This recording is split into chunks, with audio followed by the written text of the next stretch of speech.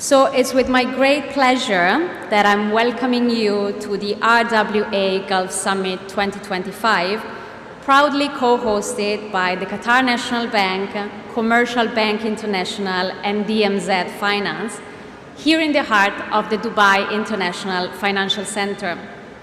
And allow me to say, today is not just a normal gathering, it's quite a signal for our industry, a signal that the era of the real-world asset tokenization is no longer a distant concept, but is actually here to actively reshaping the way capital is accessed, allocated, and invested across all the global markets. Today we are quite lucky, quite privileged to have a very interesting lineup of speakers, experts coming from different backgrounds, from institutional leaders to regulatory leaders, pioneering innovators, and infrastructure builders, all of them playing quite a pivotal role in making sure we are forging the next chapter of the tokenized finance in the Middle East and beyond. So, ladies and gentlemen, without any further ado, let me actually officially kick off this today's summit. And it's my very big honor to introduce you the opening remarks delivered by the Qatar National Bank, one of the most influential banks in the region, and of course, a very proud co-host of the RWA Summit 2025. As the largest financial institution across the Middle East and Africa, QNB has long been a leader in scale, stability, and forward-looking innovation. From pioneering cross-border payments to advancing the tokenization of real-world assets, QNB stands at the forefront of financial transformation, not only in this region, but of course on a much more global scale. So it's my very big pleasure to introduce you the Chief Executive Officer of the Qatar National Bank Singapore, Mr. Silas Lee, on stage for the opening address. Let's give him a big round of applause.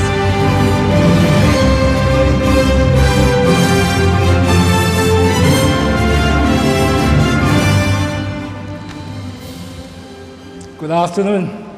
What a great turnout. Thank you. Distinguished guests, our colleagues, friends, ladies and gentlemen, it is my great pleasure to welcome you to RWA Gulf Summit 2025. Thank you for taking time off. For those of you who are based in Dubai or some of you travel from afar, this is indeed a wonderful time, and we are at a very exciting juncture in the evolution of finance, and your presence is testament to the shared curiosity, ambitions, and collaboration that drive this space forward. I think today is more than just a meeting. It is a moment for us to align on what the future is going to look like and how are we going to shape this journey. And in fact, in the heart of this journey is stands QNB, and thanks for the MC, a very generous introduction to the bank. We are actually the largest financial institution in Middle East and Africa, and we're also a global presence with over 30 countries. And QNB has built a reputation in the past, not so much in terms of scalability, stability. We are also very much into innovation and leadership. We are proud to lead initiatives that enhance the efficiency and inclusivity of financial system. A great example is that we use of RippleNet to kind of improve cross-border fund transfer. And it's by leveraging on blockchain technology, we kind of make cross-border transfer to be especially efficient, cost-effective, and we allow the transaction to be done 24/7, and benefiting not only our customer, but a broader ecosystem. But as we look forward, I think we see an even greater opportunity. That's the one that we're here today, and it lies in the tokenization of real-world asset, RWA. At QNB, we are not just observing this transformation, we are actually pioneering it. And a flagship example is our work on the tokenized QCD money market fund, in partnership with our close friend from DMZ Finance Singapore. And this fund actually brings the stability of traditional assets And we kind of use things such as something tangible, like US Treasury bill or US dollars denominated deposit, and put in the digital token. And what is about it is that we're making everything a lot more transparent, a lot more liquid, and more importantly, can be used in smart contracts on blockchain. So in short, we are marrying anything that's virtual into the real world. And it's something that we're very, very excited about. And tokenization is no longer just a buzzword. To us, it is a tangible strategy. It is a tool that we think will help to define the next chapter of capital markets. Our commitment is absolutely clear. My colleagues here can testify to that. We will continue to lead responsibly, we will innovate sustainably, and to help to build the infrastructure for tomorrow's digital financial ecosystem. I think the pace of change, you guys know better than I am, especially in the tokenizations, is no longer linear. It is exponential. I mean, for the presence of the room today, I kind of testify to that. In fact, I think we are just at the beginning of a very steep growth curve. And from all the conversation that I have and all the excitement that I hear, and there's something for certain, this area of tokenization is poised to greater growth. And as regulator, institution, and investor like ourselves converge on this new digital frontier, we believe that the tokenized RWA will become a foundational building block of global finance, democratizing access, improving efficiency, and unlocking new opportunity for all of us. And QNB, we are very committed to stay ahead of the curve, not just by adapting to change, but by helping to define it. So once again, we thank you for being here with us today. Your presence kind of reinforced the belief that we are not alone in this vision, and that is very comforting. And that is because of strong communities of thought leaders like you guys here. We are going to work together to shape the future together. So I'll just like to invite you now to sit back and engage with the rest of today's program, where we'll dive deeper into more exciting projects and partnership to drive this transformation forward. Thank you very much, and have a good day.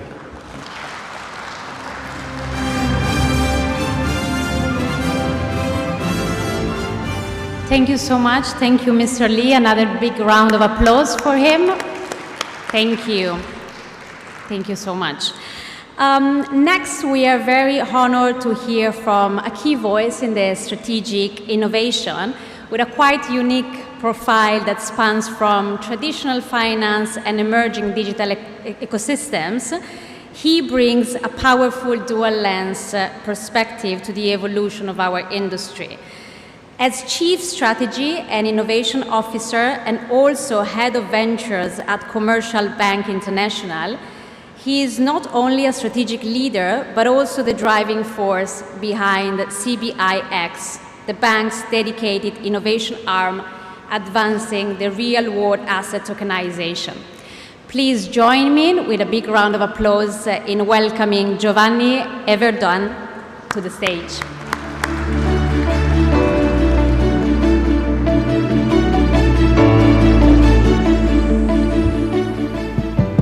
Hello. All right, good afternoon, everyone. First of all, let me thank everyone for joining us today. I know there are a ton of side events during Token, and so you chose to be here with us, and we really appreciate that. With your permission, I'm going to talk a little bit about what we're doing at CBI in innovation, why we think it's important, and how we see the world of finance evolving. I think she already introduced me. My name is not Giovanni, is the name my mom uses. People call me Gio. And I'll tell you a little bit about me, and then we'll dive into what we're doing in the bank. If the clicker works. Here we go. So, first and foremost, I am a banker. I co-founded our corporate venture arm in the bank. Very traditional strategy and innovation. However, I've been incredibly deep in Web3 from a very early age. And so what's interesting is I have a lot of friends in Web3 who do not know that I'm a banker. In fact, if they knew that I was a banker, we probably wouldn't be friends anymore, right? And so for these people, they know me by a bunch of different names, and a bunch of different identities. And for those of you who are more on the degenerate side of Web3, you'll be able to relate to this. So let me explain to you who I am in the multiple facets of me. This is my mutant ape. I started my journey on Ethereum. I started being an LP in DeFi protocols on Ethereum, and also started collecting NFTs. From Ethereum, I very quickly jumped into Solana. This is my Solana monkey business. Monkey DAO, one of the oldest communities on Solana, primarily to escape the gas fees on ETH, but also because Solana has one of the best communities of builders. And so on Solana, I collect art. I am an angel investor in many protocols, and I'm part of the Monkey DAO syndicate. None of these pictures are the ones that I use online. If you think I just doxed myself, I did not. These are just some of them. And then lately, about a year ago, there's a guy called Casey Rudamore who started the Ordinals protocol on Bitcoin. And I was fairly early. I've always been super interested in Bitcoin as the mother chain. And so this is my Ordinal Monkey Biz, Ordinal Maxi Biz, OMB. And on Bitcoin, I've been heavily investing in early stage DeFi protocols. I genuinely believe that DeFi on Bitcoin is going to be the future, but we'll get to that later. All right, so that's me, all of me, the banker, the degenerate. Now let's talk a little bit about CBIX. There's a saying we have in the bank, right? And it's that you can't expand on what you don't understand. We're a mid to small size bank. QNB owns a significant portion of our bank. We operate here in the UAE, and what we realize is that the market is shrinking, but also banking is changing, which is both difficult, but also provides a host of new opportunities.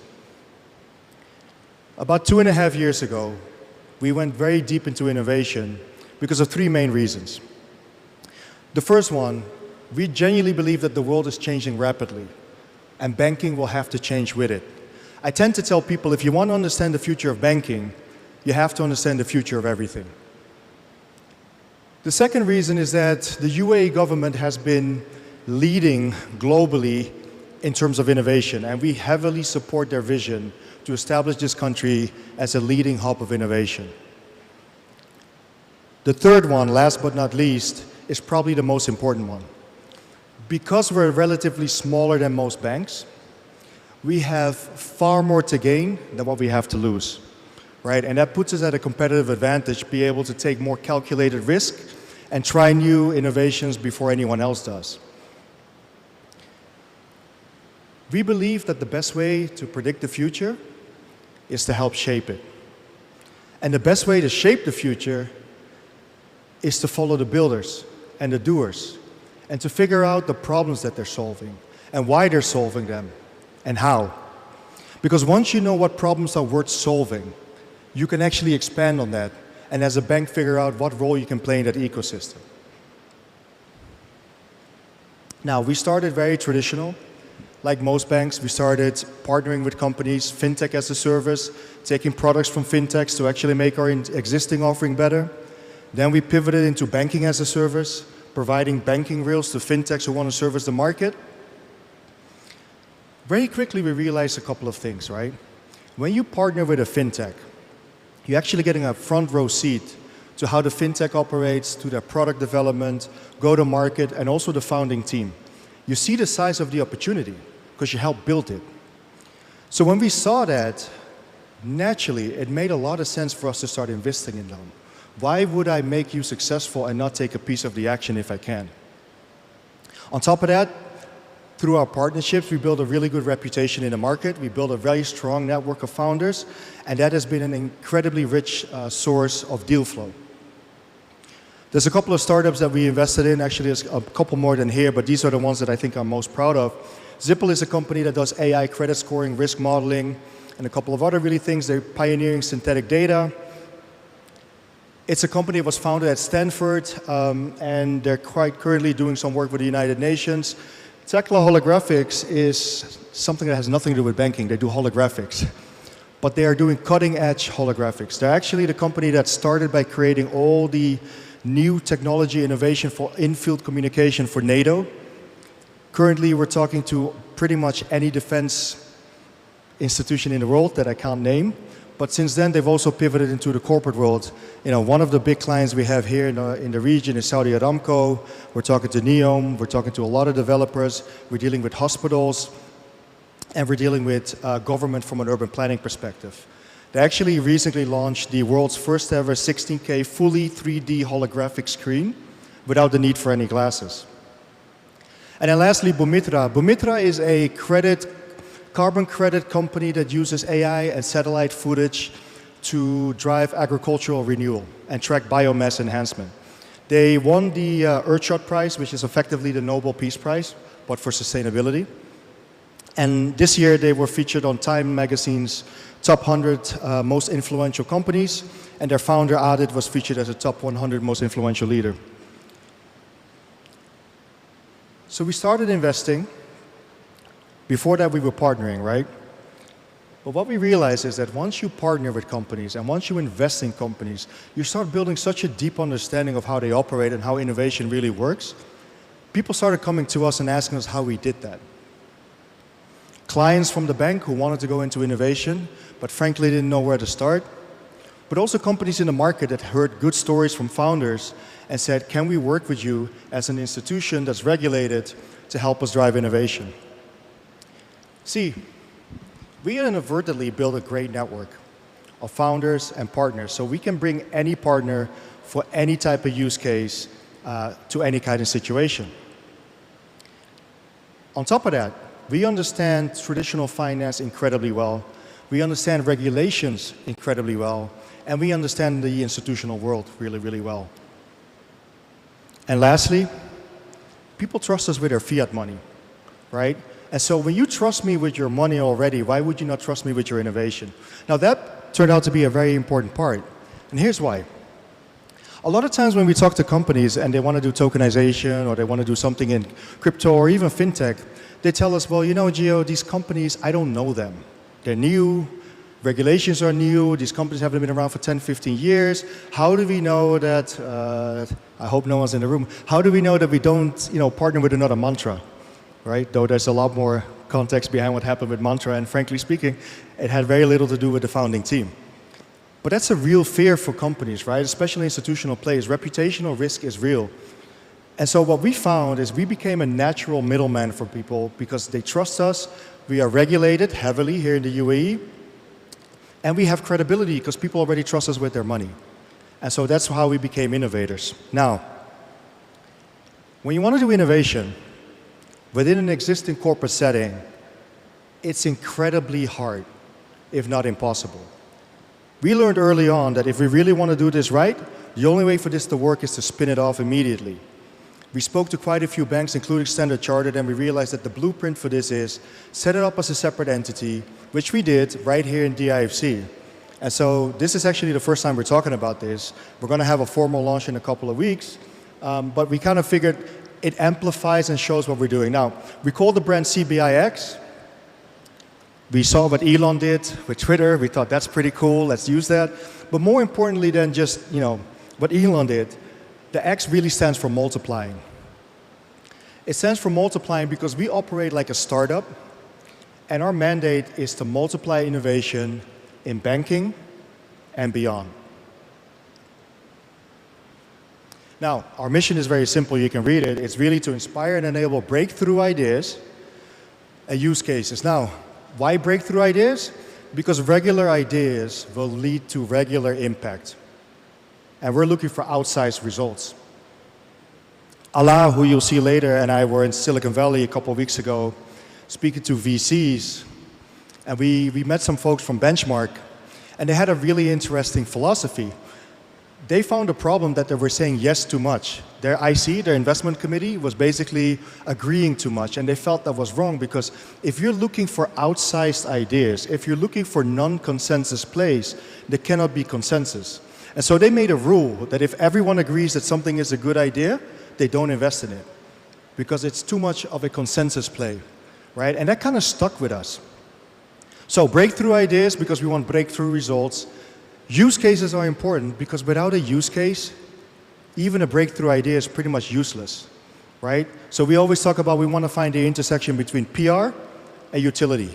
PR gives me the currency, the equity that allows my board to give me more of a mandate to do more of it. But without utility, there is really no commercialization. And ultimately, we're a bank, right? We're not an innovation company that's just pushing it for the sake of it. Now, I don't want to spend too much time about all the stuff we're doing, but I just wanted to give you an overview. This is roughly the scope of different businesses that we're looking to do in CBIX. The one part that I want to talk a little bit more about, because it leads to why we are here today, is Web3 and tokenization. And for those purists out here, I know tokenization is technically part of Web3, but we think that because of all the institutional hype it has, it kind of warrants a category of its own for now.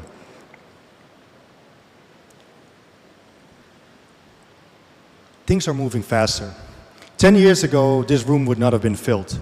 10 years ago, or 5 years ago, you would have talked about RWA. You probably would have found a couple of hardcore devs and builders, but you wouldn't have found any institutions. Last year, we were at Abu Dhabi Finance Week, and the talk of the town was tokenization.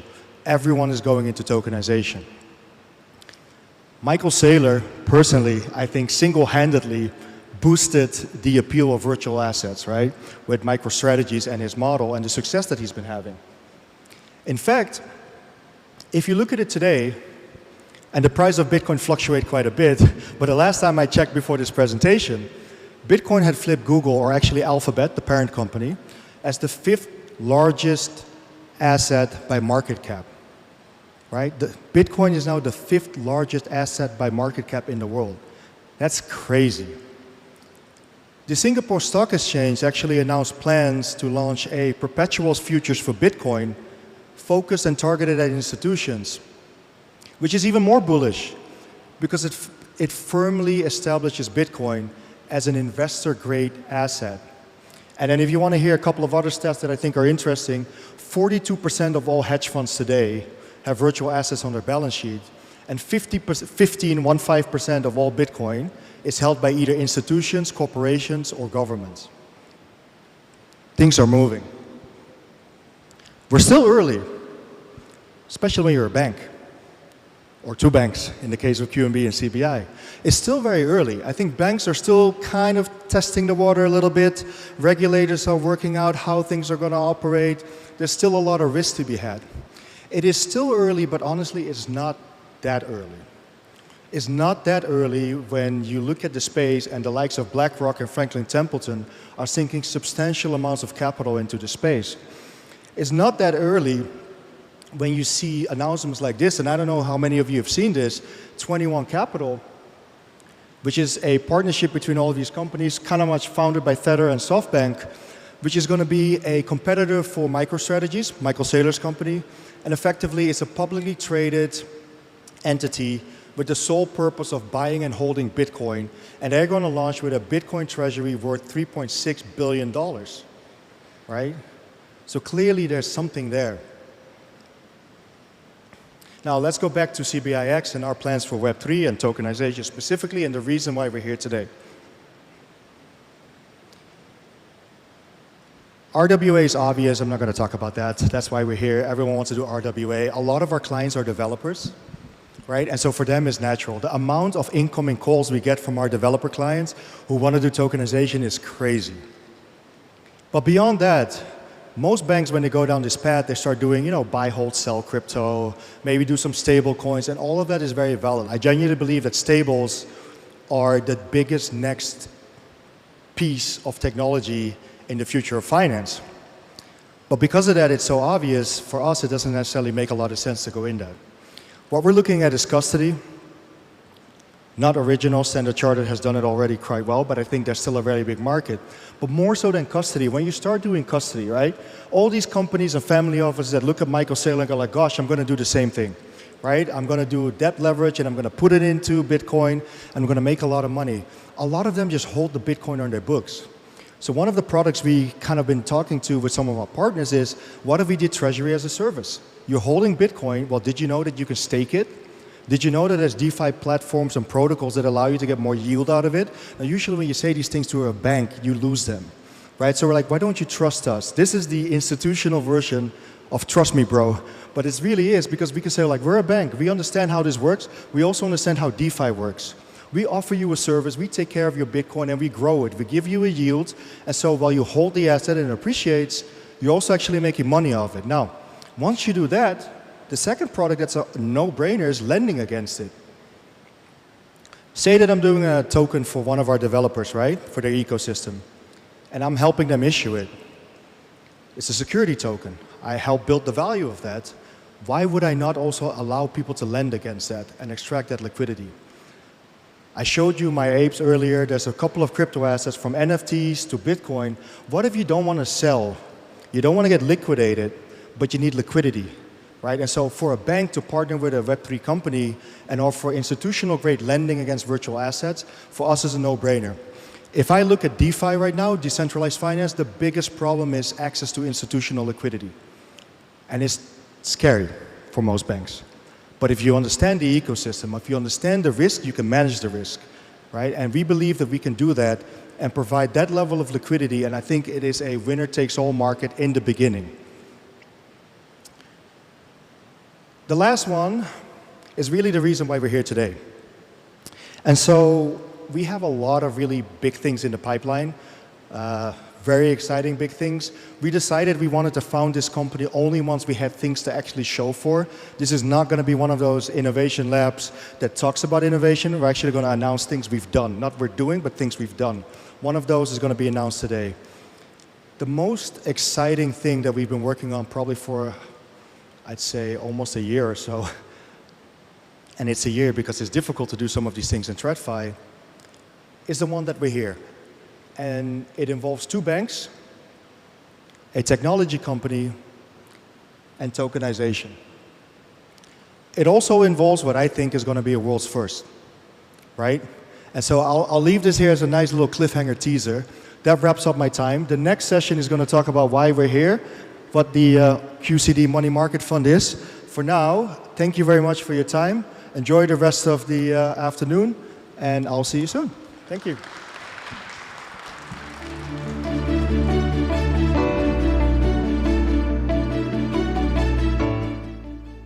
Yes.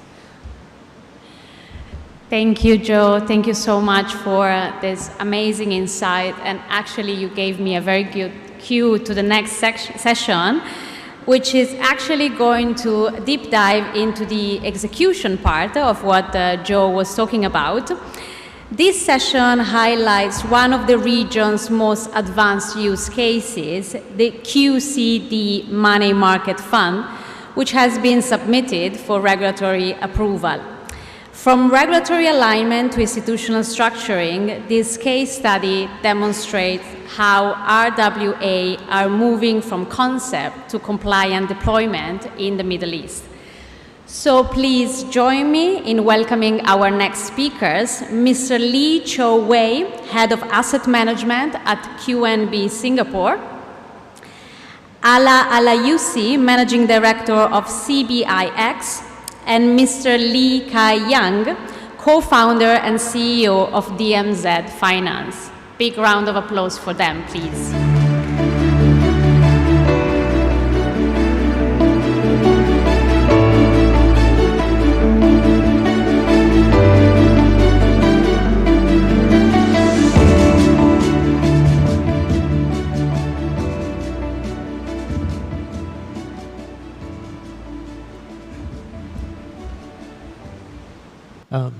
Hello, everyone.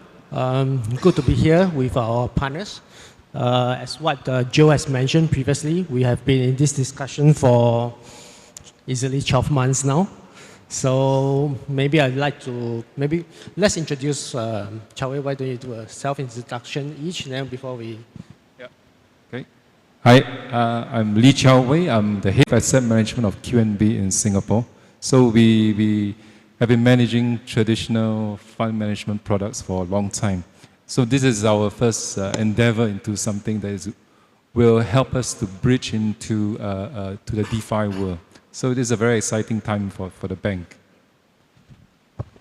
Good afternoon, everyone. My name is Ala, and I've been with CBI, the bank, for the last 5 years. Until last Wednesday, I was heading retail products. And on Wednesday, I was announced to start and establish CBIX, which Gio explained and briefed you on. So thank you very much for being here, and looking forward to answering any questions when we're done. Yeah. I'm Kayang from DMZ. I'm the CEO and the co-founder for this. DMZ is probably less well known than QNB CBI. We are a fintech company incorporated in Singapore. So our main objective is to do RWA tokenization solutions, providing this solution to the banks as well as asset manager.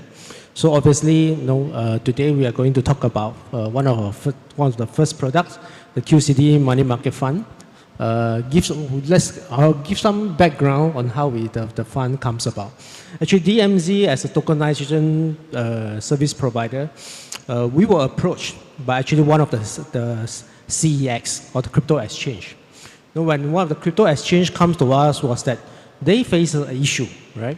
So a lot of their clients was trying to, or they were trying to attract more of their clients to put in more money with the crypto exchange to trade.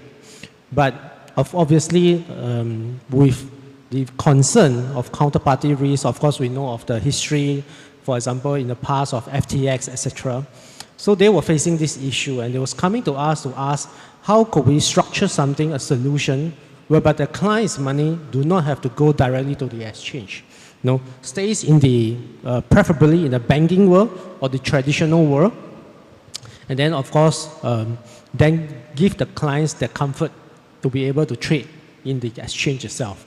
So we were pondering, the kind of solution. We talked to the banks. My background was in traditional financial background. 20 over years previously, I was chief investment officer, so I know Chow Wei from the past. So we will talk about all these things, suitable solution.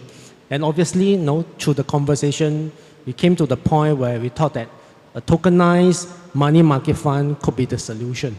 Of course, thereafter, I'll let Chow Wei elaborate a bit more of how we come about that, and how that fits into QNB's perspective.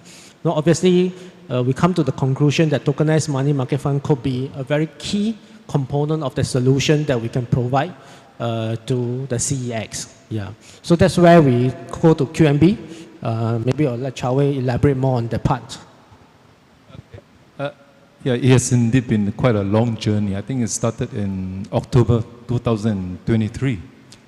On that day, I received a message from my friend who is the CEO of a Chinese asset management company that's linked to one of the biggest banks in China, that he has resigned. And he's going to join a fintech. So that piqued my curiosity. And so we met up for lunch. So he was at the time, actually, China was going through this common prosperity thing. And I was curious, how is this also even affecting Chinese banks that are based in Singapore? So we met up for lunch and we discussed. And interestingly, he was talking about how they see the DeFi world and how it can be actually merged into the traditional finance sector. At that time, the crypto world is probably market cap of about close to 1 trillion. I recall Bitcoin was only like 35,000. It bottomed at about maybe 16,000 and it started to recover. I was still not fully convinced about the crypto at that point in time, to be frank. But we see the developments in the US market. They started to have Bitcoin futures and then even ETF on the Bitcoin futures. So as things developed, then in early 2024, we saw the ETF that was launched by BlackRock. I think that was a game changer. It became widely accepted crypto. And this project really takes off. And I was very grateful to my immediate superiors. They were very receptive towards this idea. And we started a conversation. And so we actually visited quite a few, considered quite a few financial centers for this product. And eventually we end up here. So maybe we will continue that in the later part of this discussion.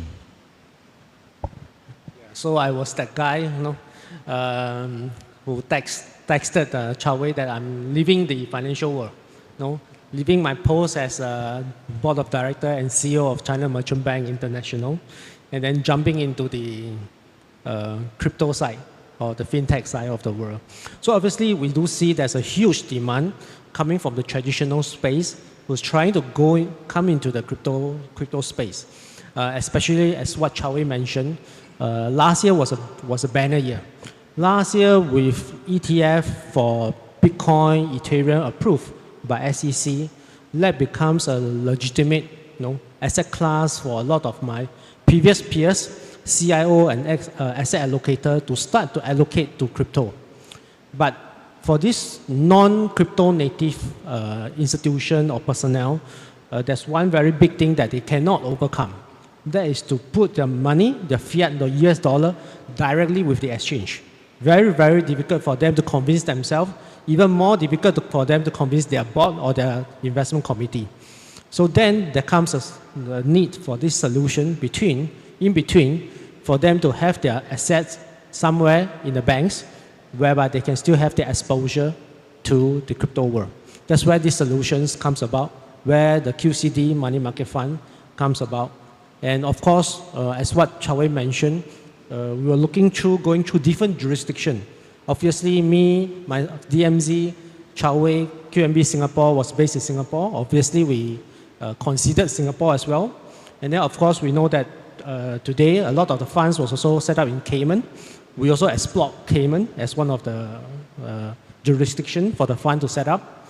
And then, of course, finally, we come to UAE, right?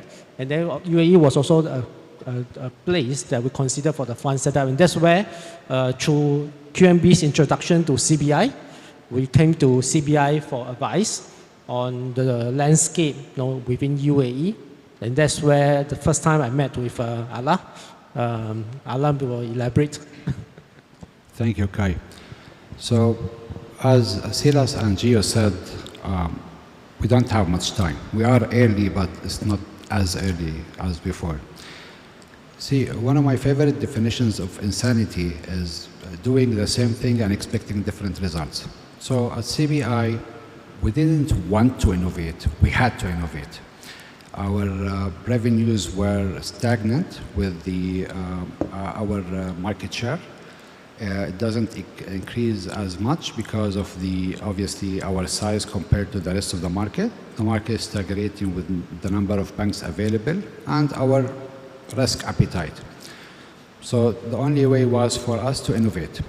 Usually people consider innovation as technology. It's not necessarily or limited to technology. Innovation can be in the way you do things, in the way you analyze, in the way you process. So we went on a journey. I have to say one thing before that. We actually have a new CEO, relatively new. He's been our CEO for the last 5 years. Young guy. He's a gamer himself, so he's very cool. Drives electric cars, wears a smartwatch. So he was very curious to understand why we're doing things a certain way, what's stopping us from doing it in a different way. And you keep doing the same thing until someone challenges you, and then you ask the question, yeah, why I'm doing it this way? We couldn't find answers to several things of how we were doing it, and this is a problem with legacy. You continue doing things until it fails or someone challenges it. So the idea of finding alternative revenues to the bank, non-core activities, started about 2 years ago. We invested a lot of time in DFC Fintech Hive and Hub 71 Abu Dhabi. We've interviewed over, I would say, 200 potential partners and fintechs and insurtech companies. We ended up taking few to the market, more we invested in, a few others that we couldn't. But we've learned that we are, in the bank, collectively, we are so behind. So behind on what's happening, so behind on the way we think about things and how fast we need to change. And most importantly, we understand that we are not good in innovation. We, the market and the fintechs, have young, ambitious, fast thinkers who are ready to do things and are actually doing things on ground. They just needed someone to put them into the right direction, or someone to take them to the market in a more structured manner. This is where CBIX actually main goal is. For the fund, in addition to us being in the UAE and being able to work with our partners, we actually met DMZ gentlemen through QNB. They introduced us, but also we went to Token in Singapore. We met with them and we decided that this is what needs to happen. A money market fund makes perfect sense for the region, especially, and I'm sure most of the people here, maybe if not all, have read that the central bank approved the stablecoin, the dirham stablecoin. So we are in a jurisdiction where innovation is encouraged, it's rewarded, and it's actually demanded. We need to be on the same scale of the expectation of the government and the market, and hence partnering with the right partners, in my opinion, not in my opinion, they're definitely the right partners, is what the right thing to do and suitable for both the bank, I would say for the DIFC as well, and the ambitions of the UAE government. If I may just add, QCD Money Market Fund, what's the first purpose we see that we can use this fund for? Basically, it is a money market fund, but the key difference is it's tokenized.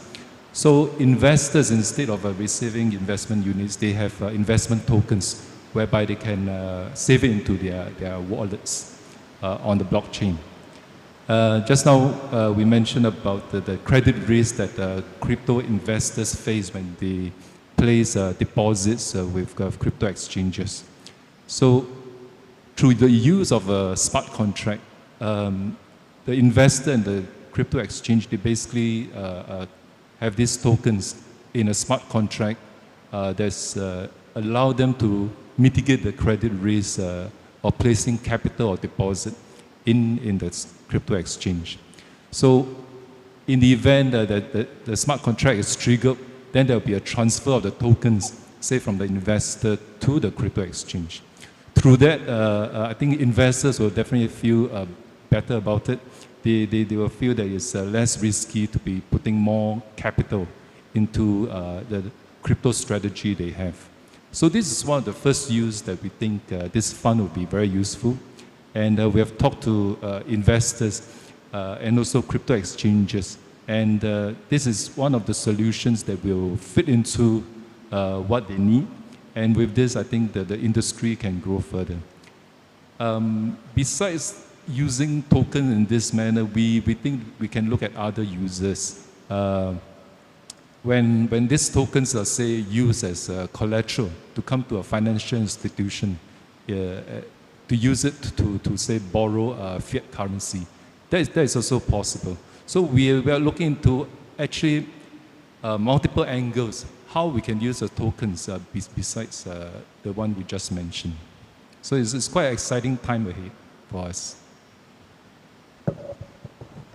Yeah, when we first started, as you mentioned, the main objective initially for this fund was to isolate the counterparty risk, right, as a collateral to the exchange. But of course, over the last 12 months, as we were trying to launch this product, the market has changed.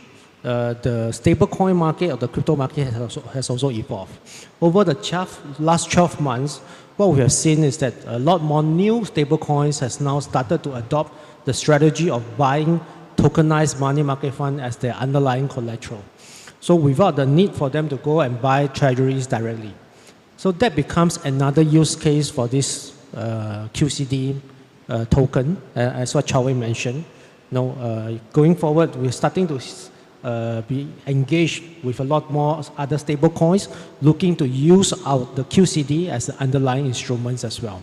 So that is one other possibility. And as what Chao Wei mentioned, then further application with the QCD token could be eventually financial institutions, for example, QNB, CBI, etc., will recognize this as part of the credit or collateral requirements for the clients for access to credit. That will be a very, very important function as well. So the market is It's fast developing. Just now, Joe mentioned stablecoin is going to be huge. In fact, just last week, Citigroup Research come out with a forecast. Stablecoins expectation to about 2 trillion in size. Huge demand for stablecoins, as we mentioned. Within stablecoins, things are changing. Stablecoins is now using money market fund, tokenized money market fund as underlying. There could be also a case where tokenized money market fund can be used as a replacement for stablecoins in some scenario. For example, the only thing that clients in the crypto world now use is USDT, for example, as collateral, or USDC as collateral. Eventually, they could use other tokenized money market funds, such as the QCD, as the underlying. So this is something that we are working towards, for the QCD token, and also to find new use case application for this token, for this fund to be more successful.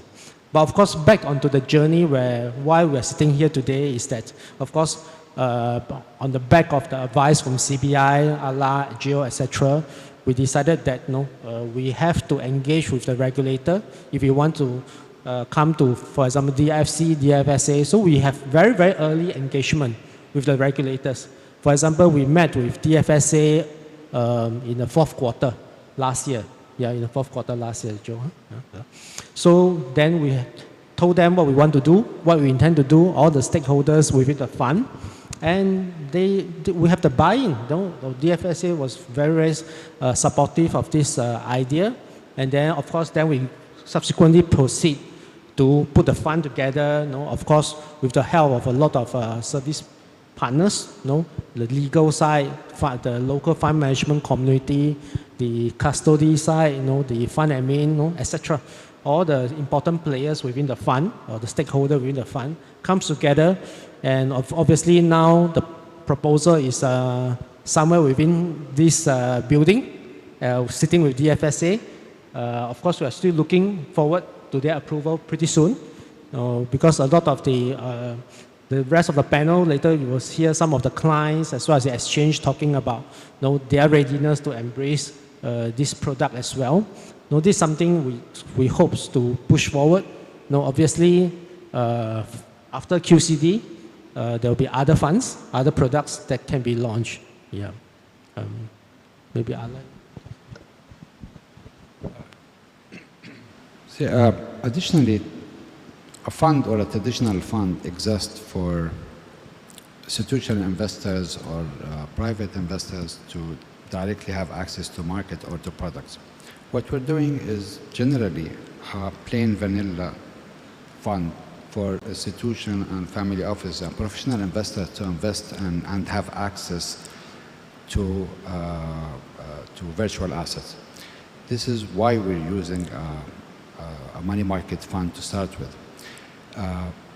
But let's take another way of looking at it.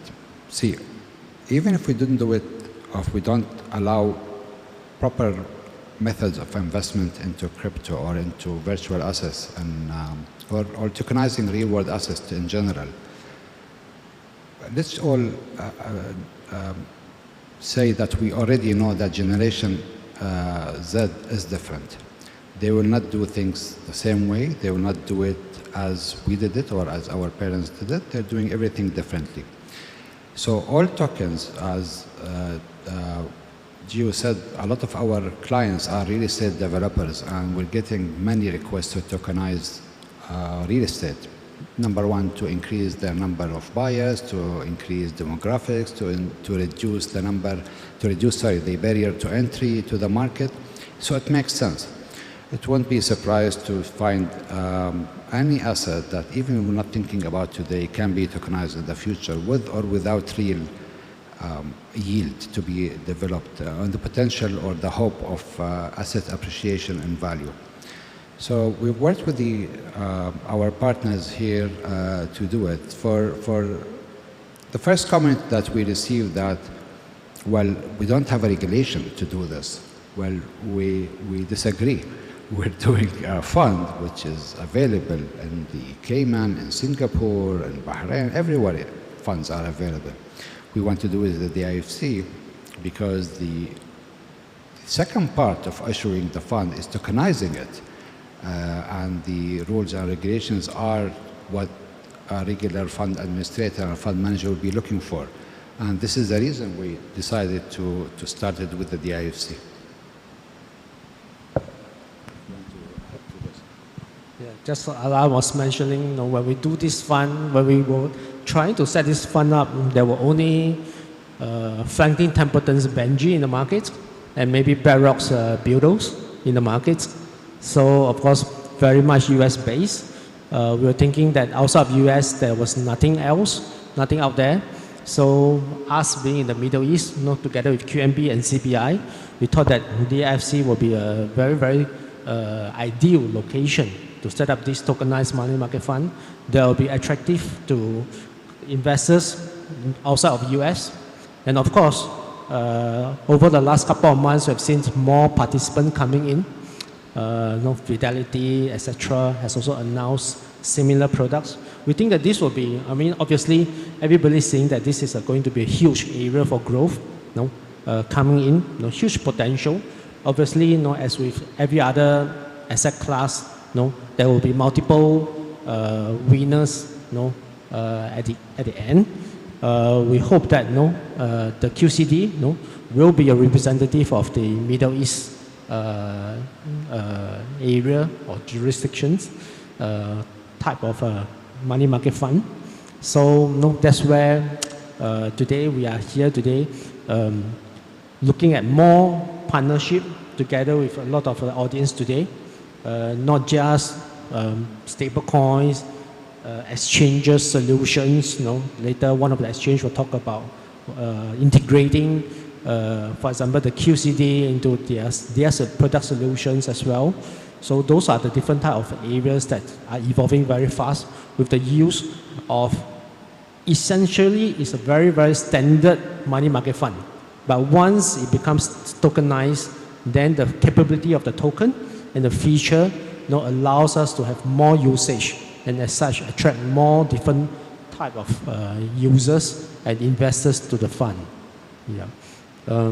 Of course, after this week at Token 2049, we will head to a more traditional forum, which is Point Zero Forum in Switzerland.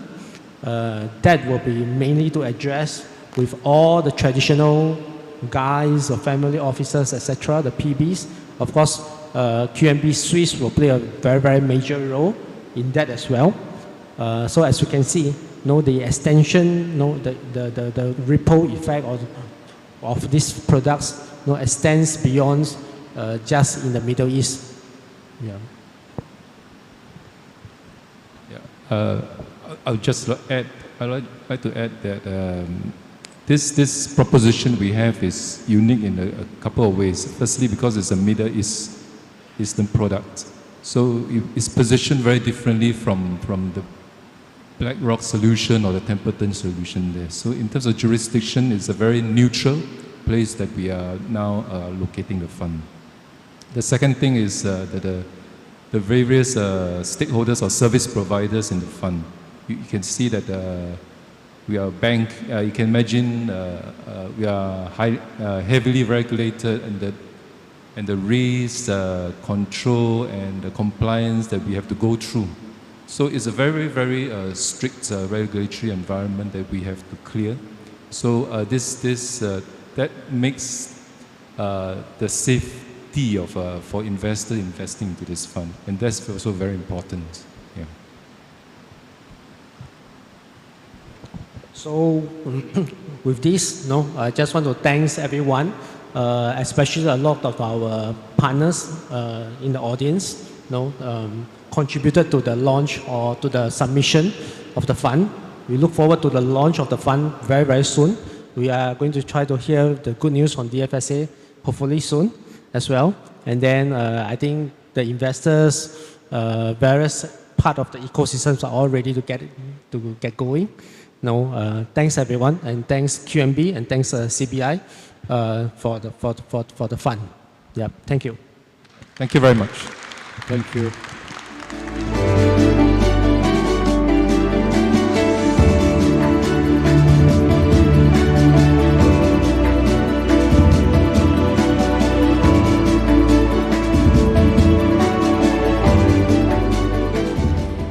Thank you. Thank you so much to our speakers, and big good luck for the launch of this amazing project. Let's move now into our first panel discussion, which will explore how tokenized assets are being integrated to unlock new forms of collateral utilities, yield enhancements, and risk isolation. So let's welcome on stage Colin Erickson, founder and managing partner of Overmatch Capital, as a moderator of the next session, together with our distinguished panelists, Bybit, Chefu, Galaxy, Northstar, and DMZ Finance. Please, Colin, join us on stage. Big round of applause, please.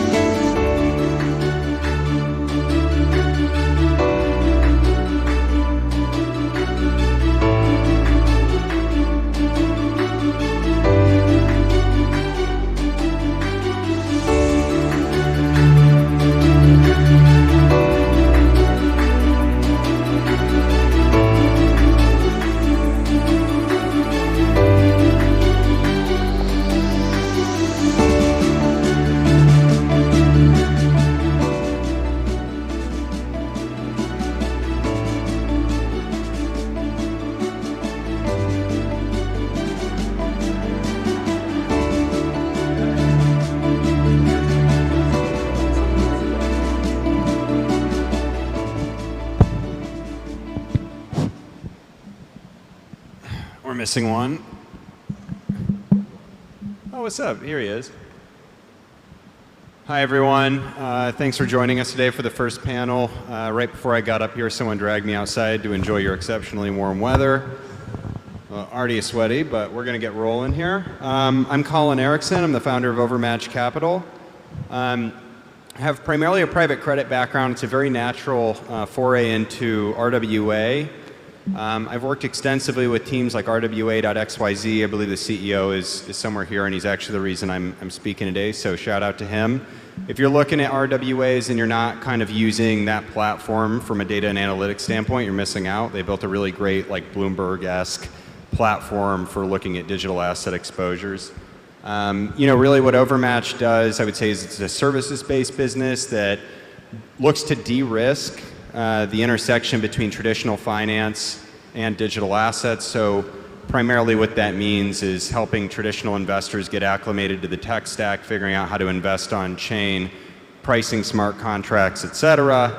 And then on the crypto native side of things, it's solving for more exogenous risk factors like liquidity and redemption. So lots to say about RWA. We have a really exciting cast of people here that come from a number of different segments. Most panels you actually put together, and they come from very similar backgrounds, and this is actually a pretty diverse panel, so I'm excited to get started. I think you just gave your intro already, so all right, we're going to pass over. Luna, please. Hi, everyone. My name is Luna. I'm personally joined the crypto industry for 7 years, and now I'm working for the company Northstar. We are a global investment company dedicated with cutting-edge technologies. So our investments basically cover Bitcoin mining infrastructures, AI development, and also crypto trading strategy. And as well as the new energy sources. Thank you. Hi, I'm John Cahill. I'm the COO for Galaxy Digital in Asia. I run Asia effectively out of Hong Kong. I had a 20-year career in traditional finance before moving across to digital assets 4 years ago. We have 45 people based in Hong Kong. And we really do all the things diversified financial services companies do, but in crypto. We do trading, we do investing, we do advisory, investment banking. We have an asset management business, we do Bitcoin mining. There's really not a point across the spectrum in crypto that we don't cover. And when it comes to RWAs, we do tokenization, we invest in platforms that do those things and distribute them. We even tokenized a violin. And so we're kind of front and center on a lot of the formation around the space. Thanks, John. I'm Ian. I'm the CEO for Safu. What Safu does, we are a global custodian, pretty much focused on Europe, Middle East, and Asia.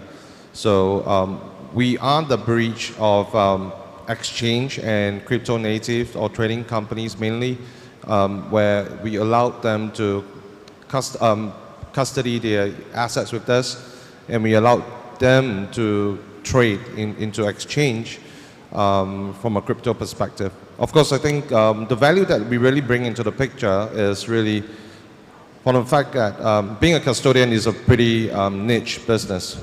We just safeguard the assets for the clients and make sure that there's a minimum counterparty risk for them. But what we do from Safu differently is we create solutions with various exchanges and partners to ensure that there are values that we can bring to the table. And that's why I think being here with this RWA Summit, this is a good topic for us because we can look at it from an end-to-end perspective where we can help clients to leverage on RWAs to generate yield and to be able to put into custody, and thereafter they are able to trade into the exchanges. Yeah, that's pretty much. Thanks, Ian. My name is Jerry. I am from Bybit. I'm actually the head of financial product, focusing on earn product as well as wealth management product. For those of you who are not familiar with Bybit, actually our global headquarters is here in Dubai. And Bybit is one of the leading exchanges out there that has 36 billion daily trading volumes, and we serve over 60 million users. It's a quite interesting topic for a centralized exchange where I think we are, I'll say, one of the gateways to serve or to bridge the traditional asset with a newer asset class. I'm very excited to find out what we're going to talk about today, as well as to see what other panelists are going to bring up. Thank you. Awesome. Thanks everyone for introducing themselves. So to start off, I mean, obviously if you're here, you probably understand what a tokenized asset is at a high level, but I mean, you can either, wrap a traditional exposure, represent it on chain, enforcement on chain is another consideration. I think what would be a great place to start is maybe, Kayang, if you kind of went into, not necessarily what tokenization is, but maybe some misnomers around tokenization or what it is not. Prior to tokenization, especially for RWA, especially from the traditional space, a lot of time people talk about fragmentation, as a very key thing that will push tokenization or the usage of tokenization. But from our experience, we've also seen in some jurisdiction in the world that pure tokenization does not help or does not solve a case. We have seen many exchange or tokenized exchange, let's say for example in Singapore, that has fully licensed with products launched, but there is no volume of trading, very, very far away from the 36 billion that Jerry was talking about, way off. Maybe for the whole year they trade about 1 million or 2 million, right? So that's way off what tokenization's expectation can bring to the market in terms of fragmentation and then inclusion of everyone able to own and trade that kind of asset. So ultimately, for tokenization to be successful, we still need to find a very, very applicable use case to explore what happens after tokenization. That is probably the more important questions or the more important thing to answer for tokenization to be successful than just pure tokenization. Got it. So effectively, you can tokenize an asset, but that doesn't necessarily mean that someone wants to buy it or trade it, or can actually buy it or trade it. You care, John, to answer with any other misnomers on what tokenization is or isn't? No, I think that was a good high level of what it is, and I also think it's important to understand product market fit and who you're selling to. And so I think tokenizing for its own sake actually doesn't necessarily solve any problem. I think if you focus on things like value delivery, speed, efficiency, perfecting settlement and things like that and creating efficiency, that's when you start to really realize the benefits of tokenizing any asset. I think certainly treasuries are going to prove to be a nice way to really broaden out use of the tokenization product. So, pardon me. So John's a self-described pragmatist, so I hope to kind of hear that perspective throughout this panel. So Ian, if you kind of think about your vantage point in the market, as a custodian, right? It sounds like your relationship with tokenization is maybe a little bit different than the others. I mean, in our kind of catch up earlier this morning, you brought up the notion that your business may be on the back of and/or trail kind of centralized exchange demand for tokenized assets. Can you kind of expand on what that means and what that could look like for Chefu? I think from a Chefu perspective, I think first thing, just want to add the level on, to bring everybody on the level understanding is, when we start to talk about tokenization, when there is an RWA token, what exactly that does mean, right? When clients buy US Treasury from that perspective, it's already yield generating. People will start to think, why do we need to tokenize them? I think that's always a question. I think to be able to tokenize them is really to prepare the industry for the next wave. And it is a breakthrough, right? And just to prepare the industry for the next wave to see whether if that can be used as similar to like stable coins that we see. However, I think the current industry, the current situation in the industry is that we might not be ready, and we need to create more solutions or bridge to ensure that there's a product market fit in there. And how does that mean? And goes back to what John was saying, right? One of the main things is like the part of settlement. The ease of when there's a liquidation and there's ease of redemption of this US Treasury will be something that the exchanges will be looking at. Because if there isn't any of this, there is a risk that's going to be taken by the exchanges. And why?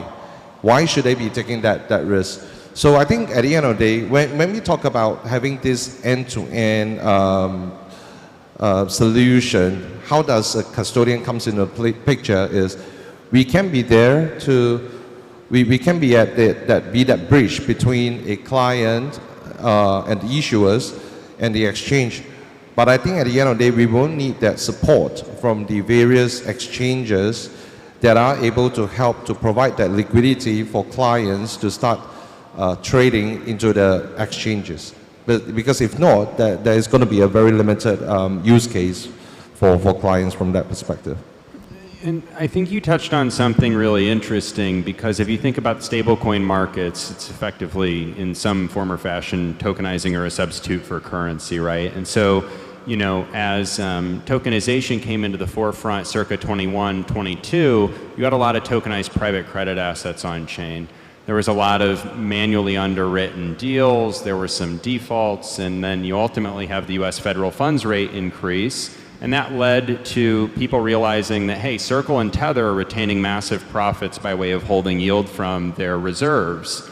They weren't allowed to pass that on, but then on the back of that, what you saw were a lot of teams pursue this notion of a yield-bearing stablecoin. So you brought something up that I want to lean into, which is like, can we get there from a permissionless capacity, at a place where we're, trading yield-bearing stablecoins, if you will, at centralized exchanges? And maybe Jerry, this is a question for you.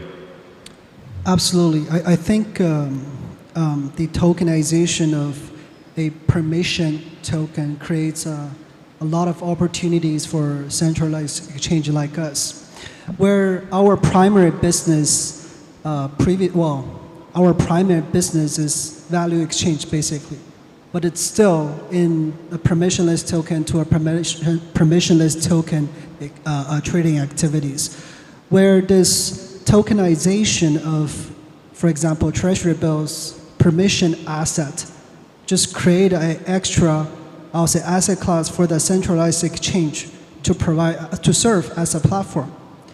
And our client base has, I would say that our clientele, our client base are gradually changing, where previously the majority of the exchange, centralized exchange clients are still, I would say, retails or a bit of high net worth clients.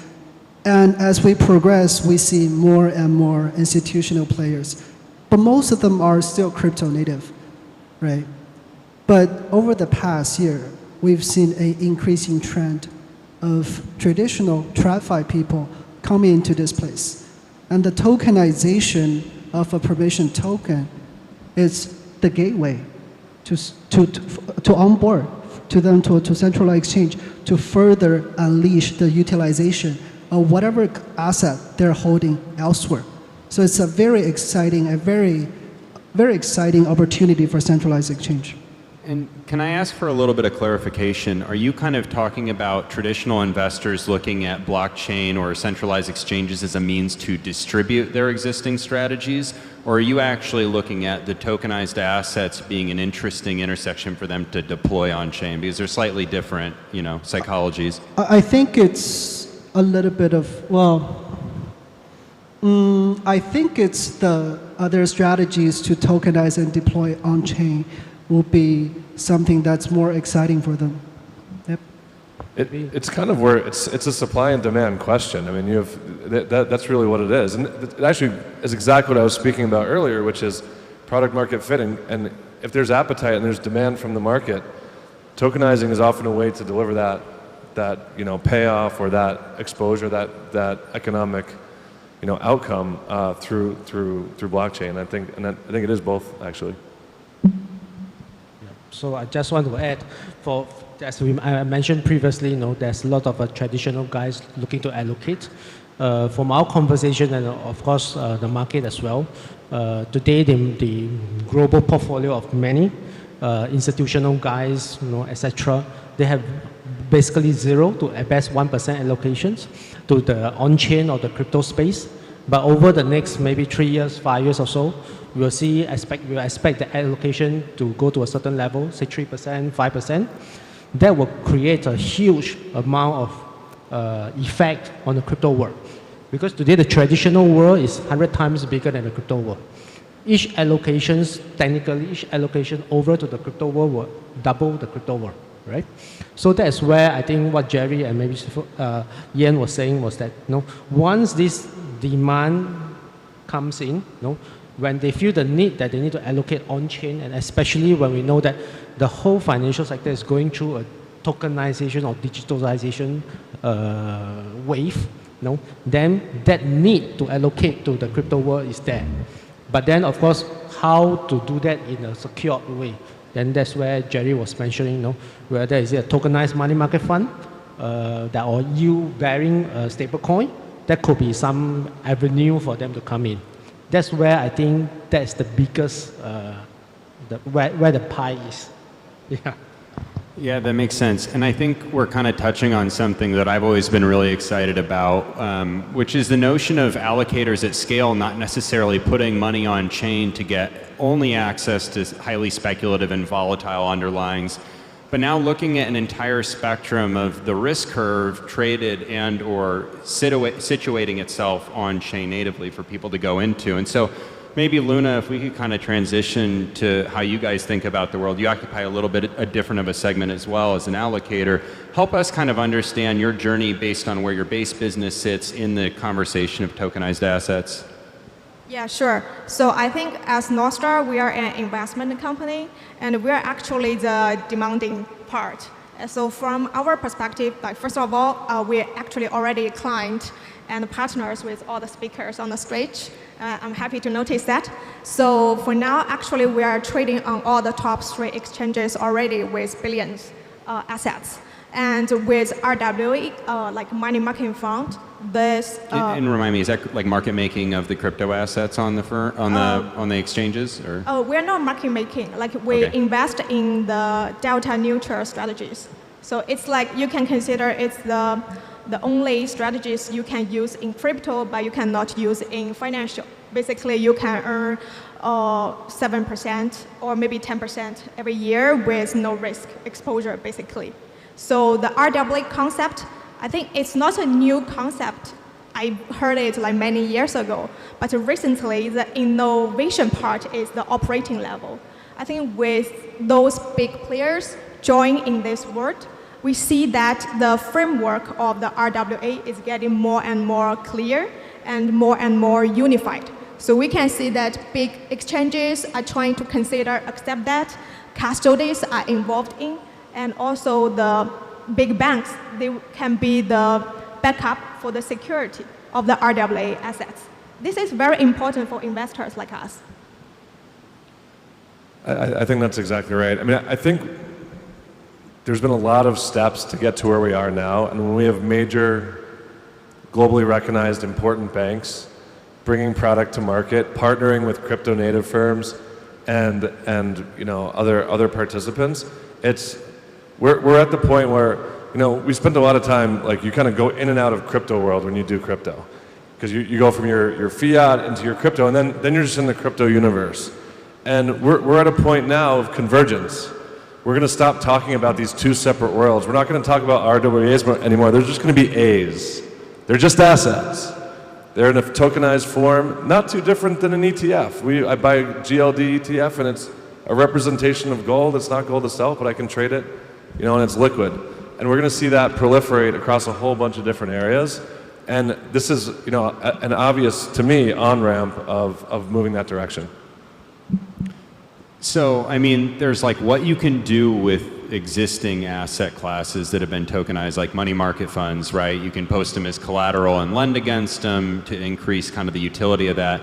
But then I think there's also the notion that much in the way the internet enhanced our ability to do things like disperse loans digitally, which sounds insane, but that was, a revelation 10 plus years ago.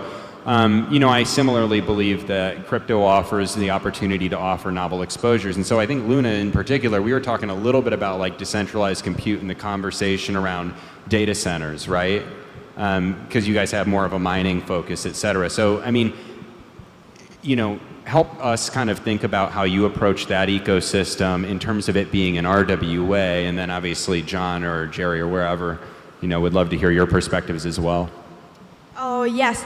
But I think, personally, to tokenize those fixed assets would be hard for now. Like, we're actually holding a lot of power stations.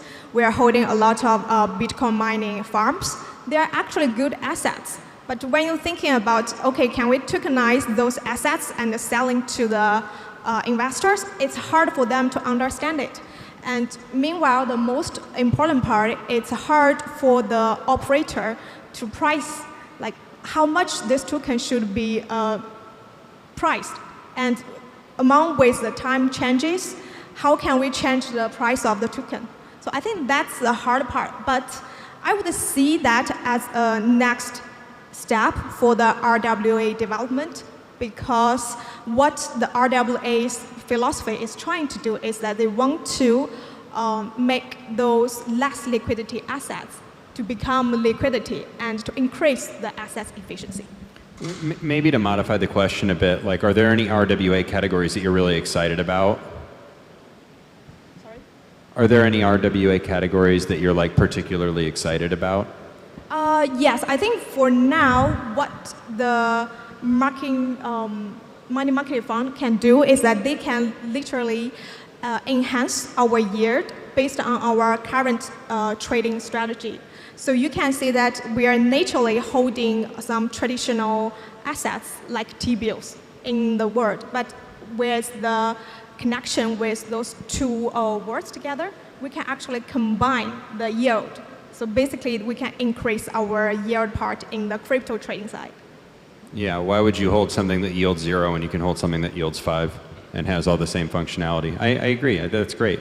Do any other panelists kind of care to share areas of focus or excitement in RWA that might not feel as obvious to the people that are hearing about it? I mean, this is the part where everyone looks at me like I have three heads, but I think what's been missing in a way is the really boring stuff. So it's regulations, it's getting more participation from governments and oversight, and proliferation. And so I'm going to go with stable coins, which are not interesting or unique really in any way, but it does create the ability to move value instantly around the world, and it's going to change.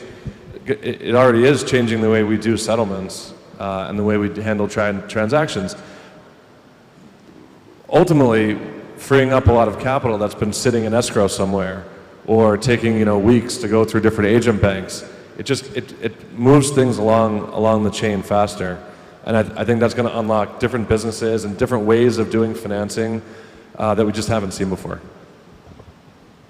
Maybe I just add, I think for tokenizations, like what John and Luna was mentioning, right now the stable coins or even money market funds seems to be the focus, But when out-of-date tokenization first happened, will be things like what people perceive tokenization can help in terms of less liquid, less understood asset class to get traded.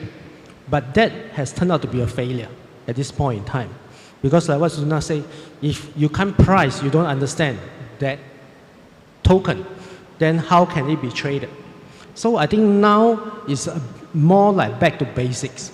If you look at the traditional financial instruments, obviously the most liquid are coins, currencies. That's the most liquid market, which is why we end up talking about stable coins and money market fund first. Then, of course, the natural progression could be equity, for example, equity tokenization. That could happen next.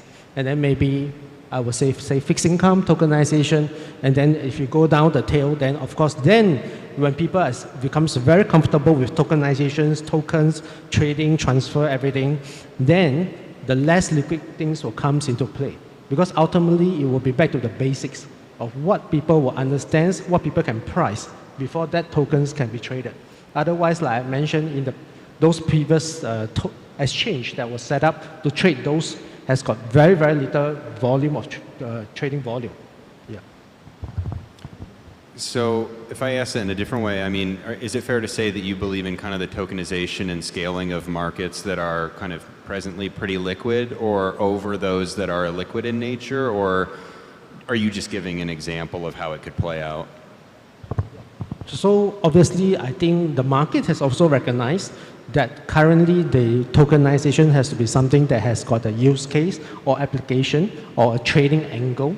So for example, like we mentioned, those tokens that are less understood, less traded, or have got less use case, even if today we create a fund that, let's say, I tokenize all the mining machines, right? And then I use it as collateral at, let's say, exchange, like, let's say, Bybit. Because the pricing is very difficult, there's no transparency. How would the exchange take that token as collateral? So very, very difficult, right? But right now what we're doing, for example, we're using the QCD, money market fund, as a token, for example, right? Pricing is very, very clear, very, very liquid. If I would offer this to Jerry, for example, to use as a token, as a collateral, or as part of their solutions within the product, I believe that will be an easier adoption. I think it will, just to touch on that point, I think from an exchange perspective, I'll mention the challenges a little bit on the tokenization of real-world asset. It's how you mirror the asset, right? From an exchange perspective, there's just so many aspects that we need to look after.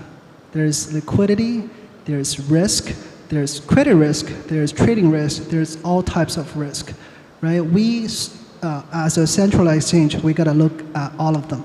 One of the key challenge for us, well, so far, is how to recognize the real world asset and mirror to the exchange.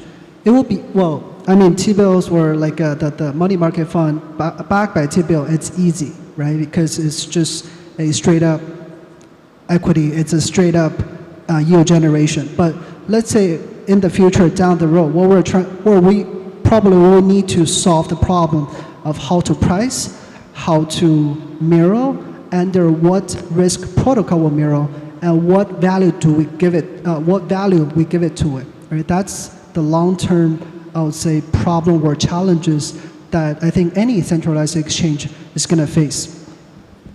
So figuring out how and when it makes sense, and actually, Ian, I'm glad you picked up your mic because I was going to go to you next. So I mean, when you think about all the opportunities and or brain damages that one would incur to have to custody tokenized assets, like help us kind of think through your calculus and your decision-making process.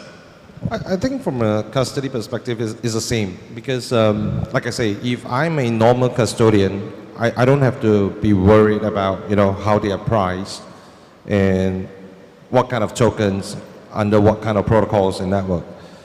The reason why we care because we offer the off-exchange settlement service. I think, and that goes back to what, and we are bounded very strongly with exchanges, the likes of credit risk, the likes of settlement risk, the likes of liquidity. How can we help them and work together? Because at the end of the day, being the off-exchange settlement party, they will be the ones who will be looking at the custodian on clearing that settlement. And as the custodian, we will be looking at the issuer to tell us, what is this RWA token pegged to, right? And why U.S. Treasury is a good peg when we start to talk about money market funds, because this is a new concept. Okay, not really new, but it's a refreshed concept that was being brought to the market. And money market fund is actually, if it's going to peg to dollar, 1:1. If you have a good bank, strong bank, the likes of the Qatar national banks and the other banks to really back it up, that itself is a plus because people start to trust it, people understand it. Highly AAA graded and stuff like that. I think that will be one. Then the exchange will have to come back to do the assessment. Similarly for us, reputational risk is going to be an issue that we potentially want to be looked at because we do not want to have another Lehman Brothers that's going to be happening and to be custodizing and to be associated with a failed bank. But when we have a strong bank, a good issuer and good exchange, we have to do our due diligence and be that good custodian and to be able to bridge everything together so that once we gain trust and traction in the market, we can start to talk about tokenizing other kind of instruments or even assets. Thank you. What's actually kind of funny about this panel is you almost have the full life cycle of a tokenization project to go to market. I love it. Maybe we should chat about this after the panel. We can set up a company. Galaxy does all functions too, apparently.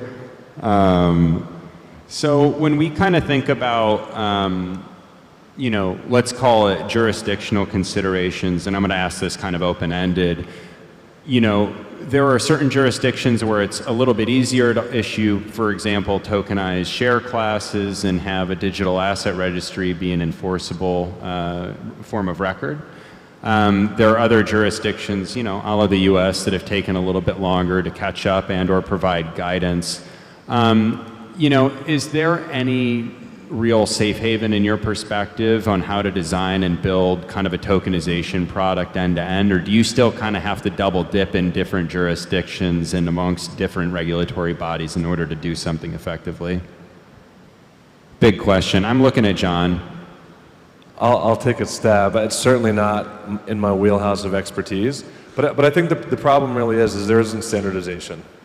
It's true of regs for all of the crypto universe, and so you end up having companies and entrepreneurs do regulatory arbitrage and set up their business in whatever the way that enables them to deliver what they're trying to do. I don't know that there's a golden solution, and I would also say, even if there is, it might not be a golden solution tomorrow. I think the way to do it correctly as an entrepreneur and as a company, and we do this in many jurisdictions, is you engage the regulators directly, and you have that dialogue about here's how we define the problem we're trying to solve, here's the product we want to do, where does that fit into your regulated bucket? And if there isn't one, some places have taken the choice to create one, which is a fantastic thing that's happened here in Dubai. And so I think that is a good model for engaging the market. I think this is one of the most commercial places to run a business, to set up a business, and to engage the regulators who oversee what you do because they enable it. And that's a choice.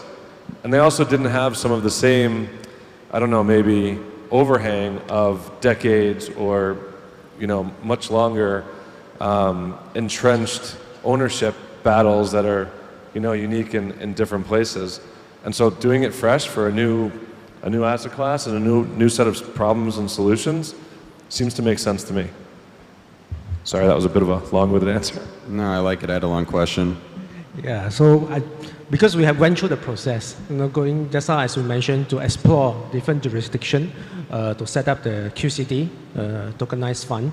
So obviously, now we know the answer because we have chosen DIFC for DFSAs for approval.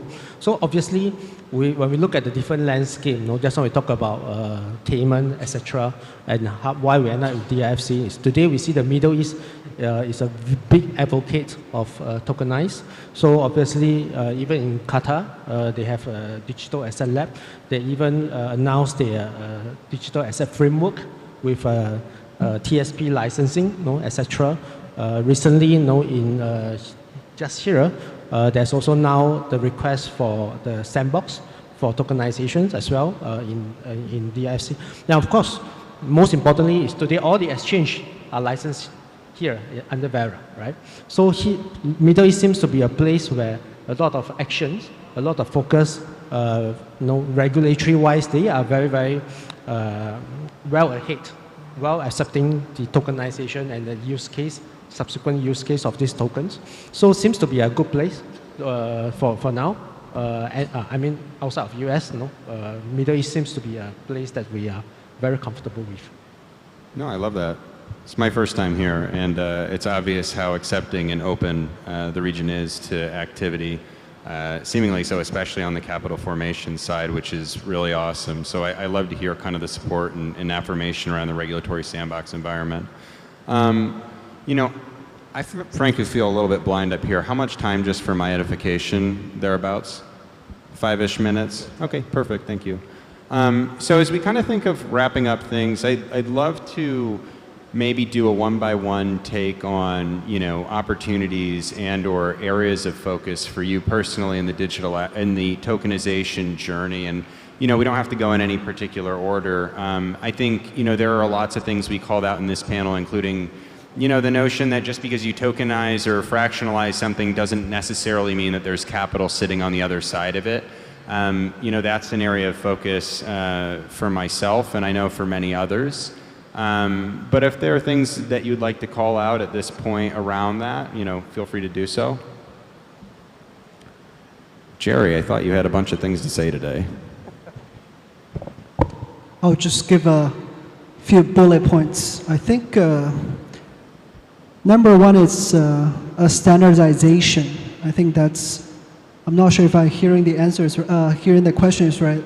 It's about the future. That's the opportunity, or what's missing, right? I think it's standardization of tokenized RWAs. Right now we're seeing all different tokenizations in different formats, different asset class. There is no a single standard out there. I think that could be something quite as... A question on that, is that a technical standard or is that a process for tokenizing, a little bit more legal or regulatory? I think it's a bit of both. I think it's I think technical standard would definitely help, for sure, right? Just look at the ERC, how fast you can spin off a token, right, with a standard. Right? I think that's something that could be quite interesting to see if someone does it. Yeah, a little bit almost like the Basel Accord, right, where you have this general framework for implementing different risk controls for financial institutions globally. That's very cool, and I love that because standards came up multiple times as well during this panel. Ian, do you have anything you're kind of looking at, or you mostly focus on centralized exchange activity?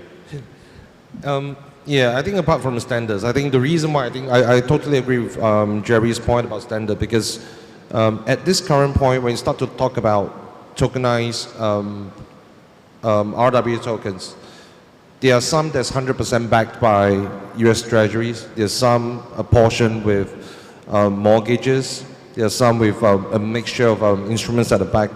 And I think that standard has to be introduced. And because if there is no standard that's going to be introduced, the exchanges will be taking up the risk. Clients who are buying the tokens might not be able to get a full disclosure of what's behind them. And I think that standard is important.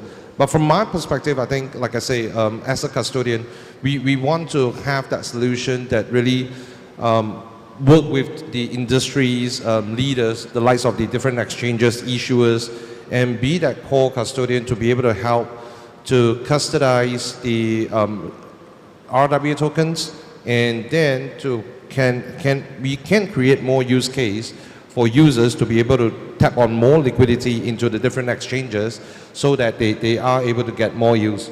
Goes back to what Luna was saying, the delta neutral strategy and getting more yield at the front from the RWA tokens. I think this is something that is an industry problem that industry leaders, we all have to come together to solve it.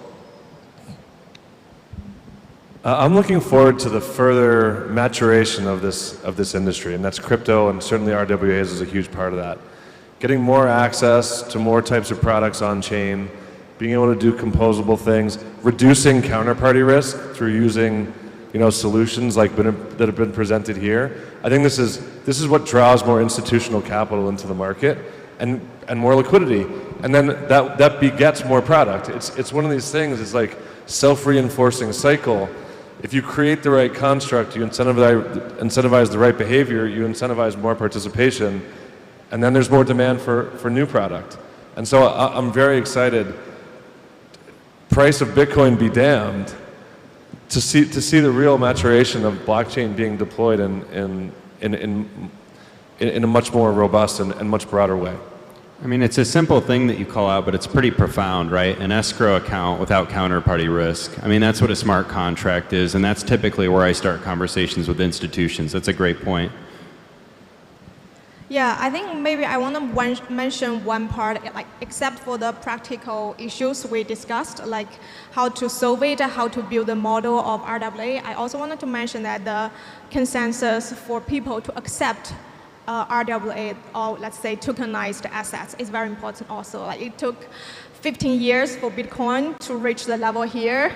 Obviously, Ethereum needs to work harder. And for now, I think RWA is actually chasing the pace.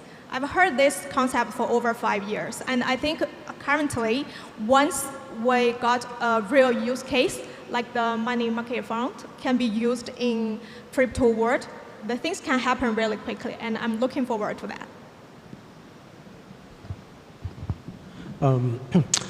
I'm thinking, we are looking forward to be the crypto world and the TradFi world needs to be closer. Still, I think today they are too wide apart. Each of them are still thinking in their own space, right? For crypto world, I think they need the tradition. They need and they want the traditional money to come in. Traditional money wants to come in, but the crypto world have to give up something or accept some changes, same as the traditional world, right? They have to accept the efficiency of the crypto world. To match the efficiency before that money can come through. But today, I think both of them are a bit too wide, and both worlds need to accept some changes or accept some parts of the other world. For just now what we all talk about, liquidity, flows, everything, acceptance, that flow then will come through. Today, I think a lot of both worlds are still a bit insistent on their way of doing things. But I think each have to recognize that some part have to go, that change have to comes about for that merging of the two capital markets.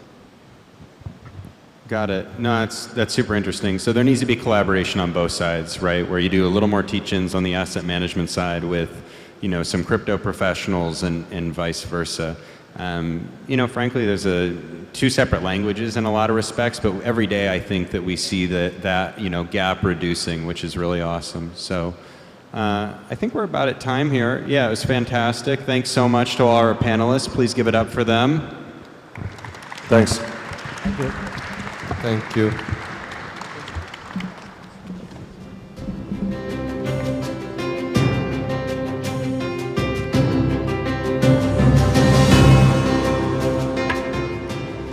Thanks, Colin. Thanks so much. Thanks to our panelists. We are actually now moving to the second panel of this afternoon, and it's going to be the last one before you can enjoy a quick coffee break at the back of the room. But before that, the next panel is going to be on how tokenization is reshaping deposit instruments and global trade finance.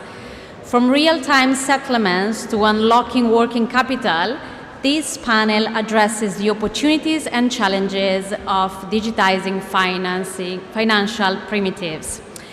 I will call on stage Daniel Gabriel from Accenture, and also his panelist, this side. Daniel, yes, we have only one stairs. And also his panelist from PwC, Middle East, Fireblocks, XWeave, Linkscap Investment AG.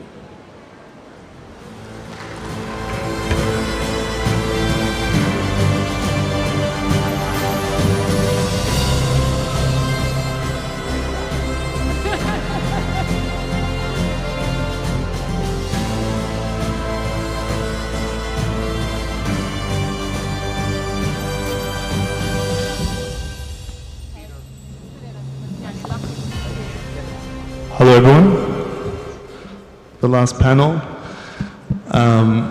It's glad to hear that there's coffee and something to eat afterwards. There's a couple of people asking me for where the snacks are. So my name is Daniel Gabriel, Accenture Global Lead for Compliance Risk Regulation, and also the Middle East and APAC Lead for Digital Assets and Currency. Great to be here. And we're here to speak about the topic again, broadening the discussion around tokenization.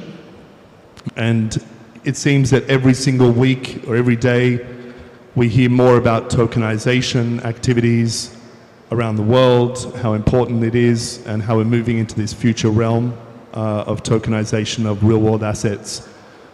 Two areas where we're hearing a lot more of tokenization are the topics we're going to discuss today, which is around trade finance and also around treasuries or tokenized deposits. And to talk about that, we have a phenomenal panel here today, so thank you very much. We're also meant to have Hartam from QNB, but unfortunately he could not make it today, so wishing him the best. So I'll just throw it to the panel as well, just to introduce yourselves and talk about what are you doing in the tokenization space around trade finance and also around tokenized deposits? Hey guys, Milind Sanghavi. I'm the founder and CEO of XWeave. We are a non-custodial orchestration layer. So essentially, in English, what that means is we help move fiat to fiat, and we power the fiat move by using stable coins for now and then digital assets over time.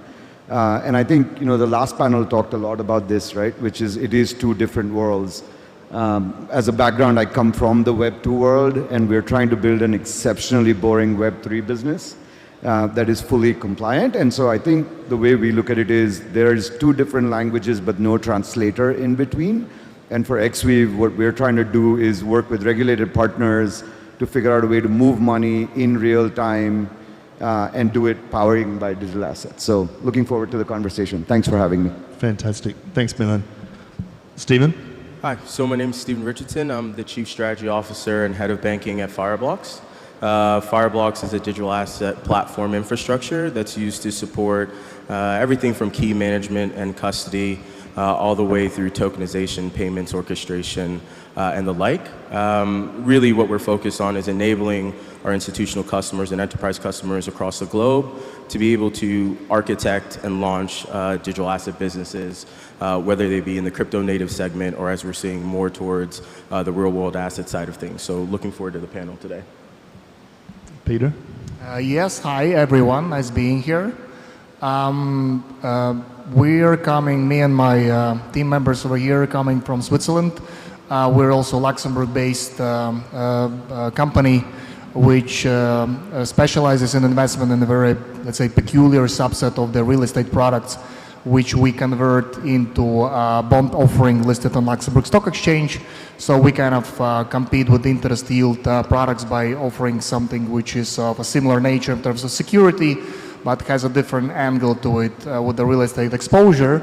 And we currently are offering and linking this product to the legal framework in Dubai to kind of create a bridge between the demand for proper, let's say, solid real estate-backed yielding products and offer some diversification you can get from the real estate in other parts of the world, Europe in this case. Thank you very much. Excellent. Can't wait to talk about real estate tokenization with you as well. Okay, so great. Serena. Thank you. Serena Sebastiani, good afternoon, everyone. I lead our digital asset and asset wealth management platforms at PwC in the Middle East. What we do in this space is quite wide. We work with governments, regulators, central banks across the Middle East. And given the experience we granted here also in other countries and in other jurisdictions that are looking at Dubai and the UAE in general as you know, a launchpad and the jurisdiction that is at the moment leading by example. We work with private companies, banks, and builders, developers, like my colleagues here today. And specifically on tokenization, we support governments and central banks and regulators in developing their policies and strategy and you know, looking ahead what they want to develop in markets and what they want to enable on the private side and the regulatory framework that comes along with it, of course. And then on the private sector side, instead, we help our clients from, I would say, from thinking to implementation, so that the strategy to experimentation and piloting and then implementing. So from the thinking process to actually taking it to practice. Excellent. Thank you so much, Serena. And it's great to have Accenture and PwC on the one stage. So I'm very happy to do that. Nice to have you here. So let me go to get into the detail of what we're seeing in the market, because I was just at a conference just before this one, and one of the leading commercial banks, one of the directors of digital assets, was talking to me about how critical it is for him and the bank here in Dubai to move very quickly around tokenizing deposits. He was saying that this is a critical move for them. They need to act quickly, and if they don't, they're going to lose ground in the market.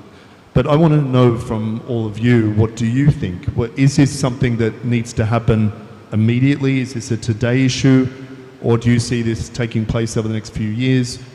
And the reason I also ask this question is because what we're seeing from CTOs and from the C-suite is the move of their budget to AI as opposed to, you know, digital assets and currency. And I want to also hear from all of you what your experience has been around that. So Milan, can I start with you? Sure, yeah. I'll kick us off. I think, look, I don't think it's one or the other, realistically. I think the thing is, it comes down to what your view is. And if you've ever been on the other side of a correspondent banking flow that shows up 3 days later with not knowing what it's going to cost you, obviously you want to try and solve for it, right? And I think the reality is when you're a primary bank or you're a primary broker-dealer or whatever you want to call it, you've built your entire P&L based on certain assumptions on how business works. And what we're finding is, in reality, the world of the Web 2 side, let's call it that, is looking at the Web 3 side saying those guys are a bunch of cowboys and cowgirls. They don't really care about regulation. They don't care about anything, KYC as an example. And the other side looks at these guys as saying, you guys are a bunch of uncles and aunties, like don't know what's going on. And the reality is it needs to be a hybrid version where there are strengths in each side. And each side needs to kind of figure out how to make money in a fully regulated world. If you're going after Web 2 flows, there's zero arbitrage capability, right? So how do you figure out the ability to take out arbitrage? And for us, we're funded by Temasek and a bunch of other big-time Web 2 VCs and Web 3 VCs. And so we are trying to figure out how to do this in a fully regulated way. And so we don't touch the money, and a lot of other different solves that are there that are strengths in the Web 2 world. So I think everybody's going to come out over here at some point, somewhere in the middle. Great, thanks for that. Stephen, are you seeing this as a today issue? Is it like down the track? What are your clients telling you? Look, I think it is a today issue, right? I think at the end of the day, the benefit of assets being on blockchain are the ability to settle those assets also on chain. So if you don't have tokenized money, you can't settle things on chain. So what is the point of tokenizing an asset? Getting speed of movement, but not being able to settle the asset except for T+2, T+3, right? There's still inefficiency in the system as it lies. I think, from a real world asset perspective, right, if you think about tokenized deposits, there are real strong use cases across of payments and across of internal treasury that we're seeing folks start to solve, right? And you look at things like remittances, look at apps like Dollar App and what they're doing, utilizing stablecoins to be able to settle cross-border remittances. And that is a real fundamental game changer for banks that are doing that type of business. When you're looking at smaller retail and commercial banks that are completely dependent on large correspondent banking networks, and those costs are increasing the cost of their business, the ability to create tokenized deposits and to create point networks to be able to settle those assets and minimize the need for correspondent banking is a real utility on their business, right? You're not JP Morgan that's clearing significant cash across the globe. The ability to then disrupt is key. So I think when you're talking about solving real commercial use cases, the idea of tokenized deposits or around tokenized cash becomes fundamental in changing the models by which assets being brought on chain are being able to utilize. And you can look at the crypto native segment. Before tokenized cash like Tether, right, the ability to move cash across geos to be able to buy Bitcoin or other assets was limited by the speed by which we were able to move fiat into an exchange if the exchange could take fiat.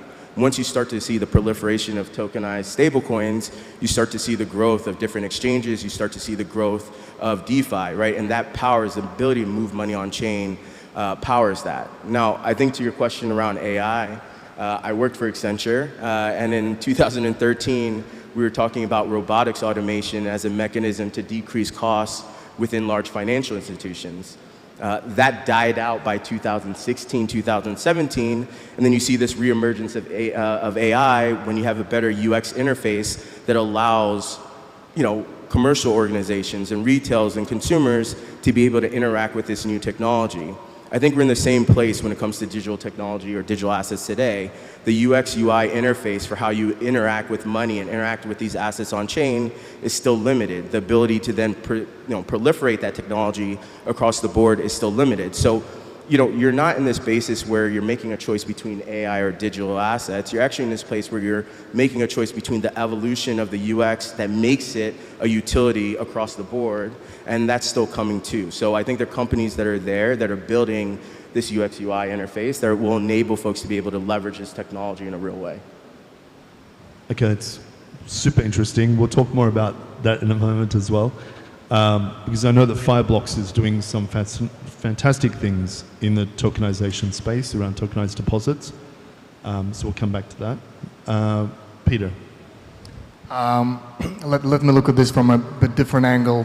So it's important for different market players, depending on their size and the requirement for swiftness, let's say, versus the yield, to use something that has been established as an infrastructure. So you're talking about, technical capabilities to process fast, granting and forwarding the security, et cetera, et cetera, et cetera. which is taking place all over the place. But effectively, the fundamental risk probably remains the same. At the end of the day, fundamental capacity, whatever, of the economy of the project to yield certain yield. And it should be one of the driving factors which will be considered in the competitive process of allocating funds. So I think the technological, let's say, angle that tokenization can give will ultimately allow to allocate capital in a very efficient way across different dimensions. And currently there are so many gatekeepers that are not letting in, let's say, providers of these great projects which does not fit the matrix, right? For different reasons. Maybe they want to keep the entry is too high because, or the players want to make like some kind of like a closed club or whatever. So there is another parallel world being built as we speak, what at the end of the day will allow, from the technological perspective, to place our money at a better risk-adjusted returns, just like that. And this is what we see. It's just gonna reshape the whole concept of allocation of liquidity into the very productive projects. This is what I think. Okay, great. Serena. I think my colleagues said it all, so I don't want to be redundant. Thank you, Stephen, for your perspective. Actually, it's very rounded, right? And you touched upon a number of things. So for me, I would say we are looking at finance and payments, as you said, because otherwise there can be finance if we don't actually enable payments at the same time, right? We are in a world where finance and payments needs to be instant, needs to be programmable. The only way to make this happen is actually through tokenization. There is a reason. There is a reason why token this year is all around tokenization. There is nothing else go around, and everything is around real-world asset tokenization. So it is a need. And the need is not just tokenizing for the sake of tokenizing, for the sake of the buzzword.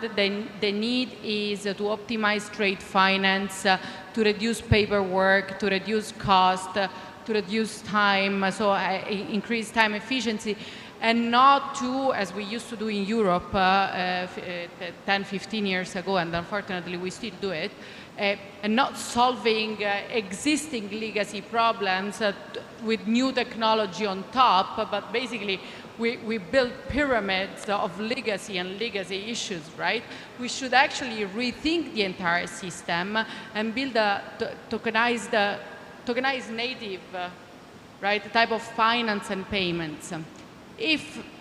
So for me, trade finance is a huge opportunity. Trade finance, commodities, repatriation of capital, everything that for these specific regions specifically, because we obviously have, are a bit at the center of all, of Africa, of the Indian region that have these issues and these opportunities as well.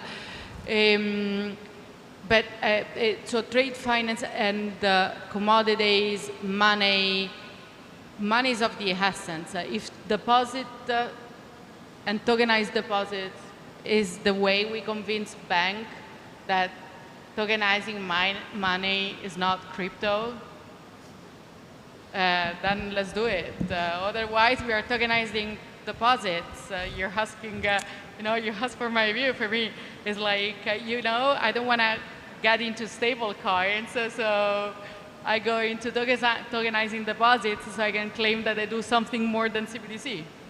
Yeah, I mean, Serena, you're 100% right. I think that when we start speaking to the C-suite of large commercial banks or FMIs or whatever, it's absolutely true that a lot of them are not there yet. Some of the discussions are still at blockchain 101 and some of them are still at what is really crypto, unfortunately. But can I ask you, going back to you again, Serena, when you look at this market, because you're the head of MENA for PwC, when you look at this market and your clients and the projects that you're actually working on, because a lot of people talk about tokenization, but there's not a lot of execution. And so when you look at the projects that you're actually working on, what has been most interesting for you? What has been a really interesting project around tokenization that you've worked on where you say, this is the future, and a lot of the other companies are going to feel mofo about it, and FOMO about it, sorry, mofo. FOMO about it and come over and do it as well. So look, as you said, different degrees of maturity and education and knowledge and risk taking, risk appetite in this space based on who you speak with. In terms of governments, I think obviously the UAE is at the forefront and really embedded in a number of brilliant initiatives in all Emirates, across every single Emirate. But the interesting space in this specific region, the GCC, is Saudi Arabia, obviously. And Saudi Arabia is so keen at tokenization that,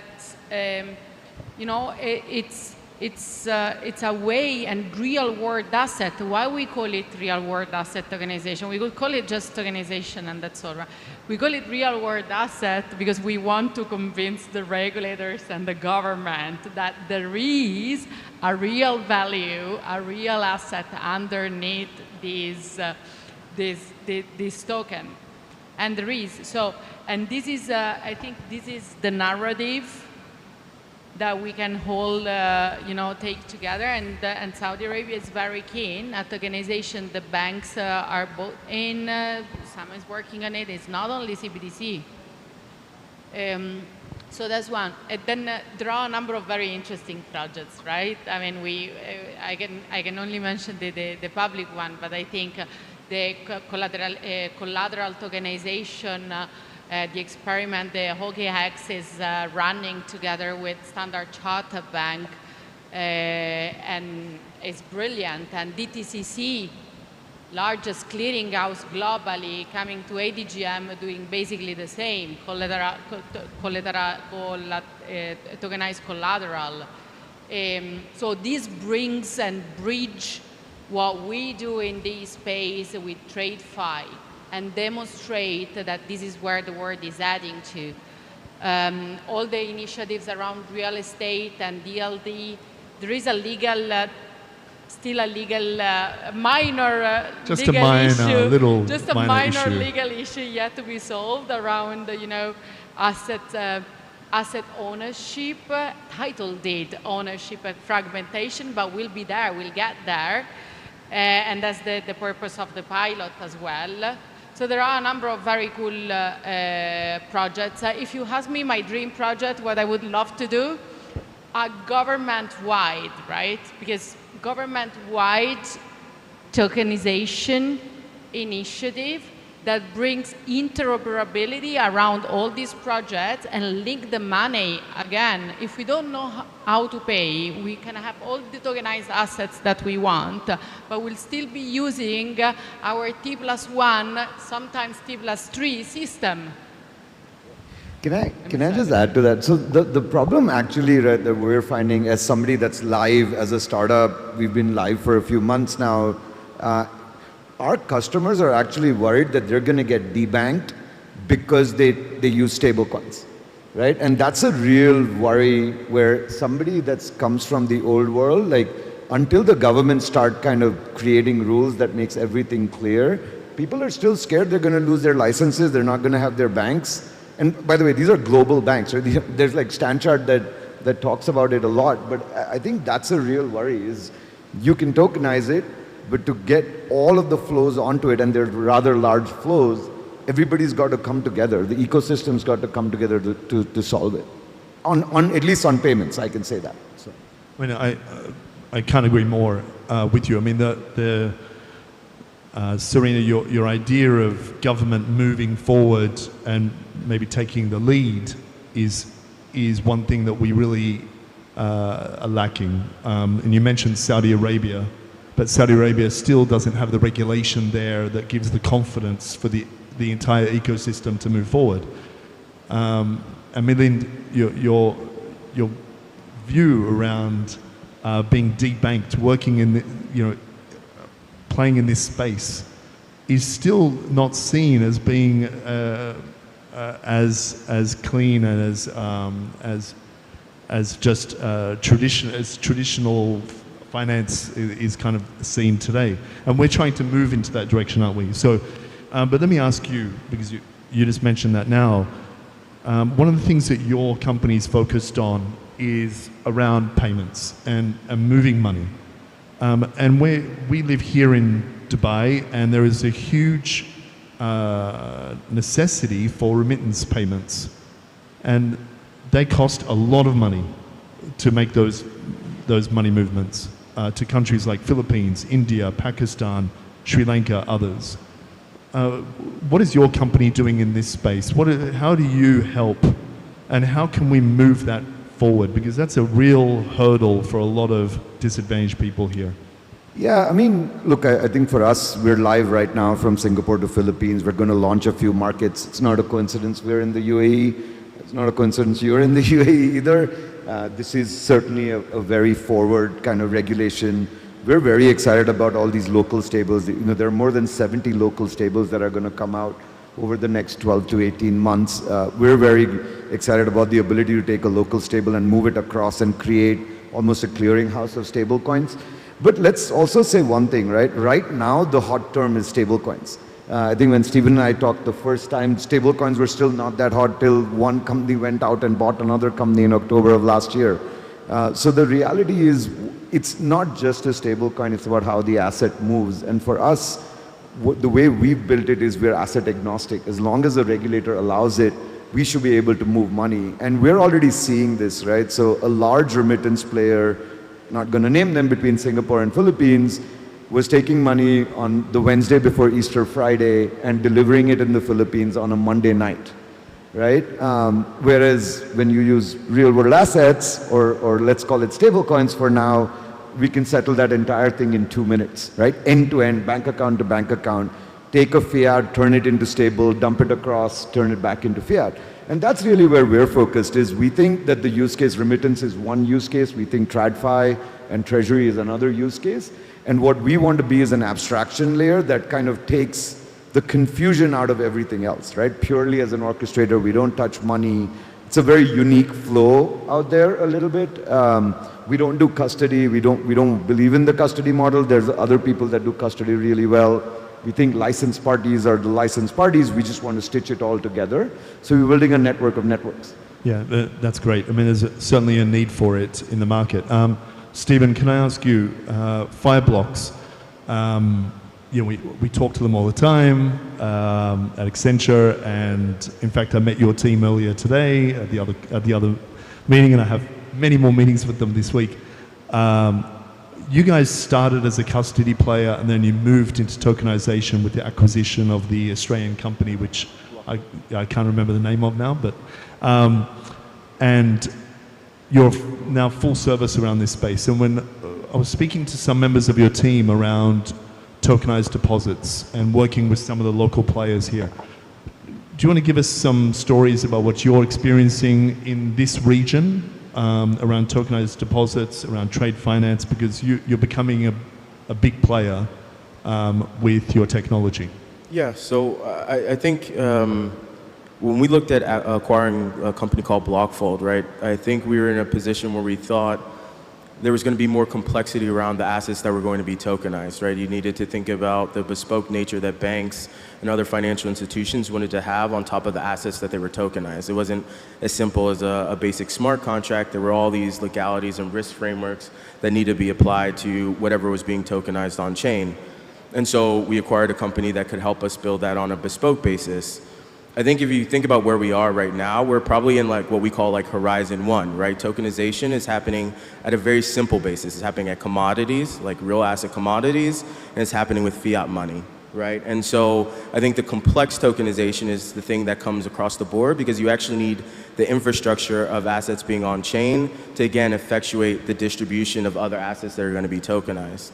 I think when you think about what we're seeing here, and I would actually say it applies very similarly to retail and commercial banks in the United States. You have a set of big players in which money moves centrally through those big players. Those add implied costs to your business from a commercial perspective. And so what you're starting to see is the question of can we disrupt the ability and the flow of money on a point-to-point basis to reduce the cost that we're paying to these big players to in effect move money from a corresponding basis. And so if you think about a large commercial bank here in the UAE, they do and service companies that are moving oil, gas, oh, I have a moth on me, and other assets, right, on a cross-border from a trade finance perspective. There needs to be utility that is gained on both sides. So I think the reason you're not necessarily seeing significant growth is there isn't utility on both sides yet. If you are the exporter, right, you're taking an invoice basis, you have a buyer that's then posting capital later, what is the incentive for someone to pay you early? There is none. Right? Now, what is the incentive as you tokenize a money market fund and say post collateral in a money market fund, you can still earn yield on that capital while it sits in a smart contract. You can then collateralize or tokenize the invoice statement. You post some level of capital and there's someone that does a credit risk basis to supply the cash. Now you have utility on both sides of the coin. Right? And I think if you look at an example of like Biddle, for example, with their tokenized money market fund, if you were to ask BlackRock who they thought their clients would be on day one, they would have said institutional investors that buy our funds today. Who are the people that are actually buying BlackRock funds? Large crypto native exchanges and large market makers. Why are they buying those funds? Well, they have a ton of capital. They weren't adding or getting any yield on those capital. If you're a market maker, right, you post collateral to an exchange, you earn no interest. So what do you do now? You buy a BlackRock fund, you hold it, you put it as collateral on the exchange, you minimize your cost of capital, you trade and you earn interest. There's now utility on both sides. And I think that's the gap that we're seeing when we're talking about like tokenized assets. We're generally looking at a one-sided solution rather than really the utility that needs to happen across the ecosystem to increase distribution of that asset. And so when you're talking about like tokenized deposits today, the question we'll always ask a bank is, what is the real utility outside of what you're doing at the bank? If it's just for the sole purpose of disrupting Dollar App, or if it's just for the sole purpose of maybe thinking about deposit increases because you see Circle doing it, then really your distribution mechanism is quite limited because Circle has a pretty extensive ecosystem of which their token is able to move across the spectrum, and it's open and it applies where multiple players can utilize it. So what are you going to build from a tokenized deposit perspective that enables real utility on both sides of the coin? And I think that is going to be like the really interesting part of this journey, right? Is like how folks start to change, you know, where utility comes from and how they apply that utility to both sides of the spectrum, whether it's themselves as the issuer or the different corresponding banks that they'll be interacting with to effectuate settlement on both sides. That's terrific. I mean, that's the whole idea around the business case in this space. Why should you tokenize? Really, why should you do this? And this is a conversation that we're having quite often with a lot of the players in the market. But thank you very much for that. Peter, can I ask you, what are you experiencing here in the tokenization space, and what's something that you're working on today that's of primary interest to the audience? You mentioned around real estate tokenization. Is there anything else that you're looking at in your investment arm? It's basically the world is becoming single marketplace. We're heading towards this. So there are local regulations, there are different boundaries which are used to be a bottleneck for the transfer of money or whatever value because of the technological constraints or whatnot. And we're looking now that it's not the case anymore. So what will happen is that at the end of the day, investor will be able to facilitate efficient asset allocation, being in South Korea, here towards any other part of the world with a standardized contract. And there are two aspects to this, why we are here. Dubai offers very, let's say, hands-on and very proactive support of the upgrade of the legislation, which allows to offer the product to the broader audience, also the retail money. It's still under the supervision and everything is done as we see very properly and decently, but it's really tries to be ahead of the curve versus some of the European jurisdictions. At the same time, you want to take advantage of the benefits that some other jurisdictions at the place where your asset is located, let's say Luxembourg, which have, good political stability, they have certain rules which work, and you don't want to make it better. So we are creating bridges between different, sources of capital where it's stored versus the places where it can be efficiently deployed via very, proper supervision, which is not more than you want, but also it needs to give certain level of comfort to the investors. So I think this is the key trend. That's great. Yep. Just checking, how much more time do we have? 15 minutes? Okay. 5, just joking. All right, so Serena, let me ask you again around the timing of this. What, in your view, how much time is this going to take? Because everyone's been talking about tokenization for many years. Everyone's looking at the use cases. Everyone believes in it. But how do we get it across the line where some of this becomes ubiquitous? And we see, for example, in the UAE, you see regulation, and the ecosystem is here, everything is ready. You have the players who are here as well. You have the advisors who are here as well. What do you think it's going to take to move this forward and see tokenization really taking off? I can give you the answer I give to my leadership when they question why I'm doing this business in this 1 year, right? 9 months. But that's not reality, right? So I think it depends on the space, and again, it's different type of maturity. Sorry, it depends on the space, and again, it's different, and geography as well is different type of maturity. Finding the utility for each of the use cases is of the essence, and maybe the easy one to get are the finance-related ones. So, funds, collateral, and so on. Why? Because the big guys are there, right? So the time that we are able to bring in the likes of JP Morgan, BlackRock, DTCC, Blackstones, and so on, then that's the market, right? That's the liquidity that you need plugged in the market. You don't need anything else.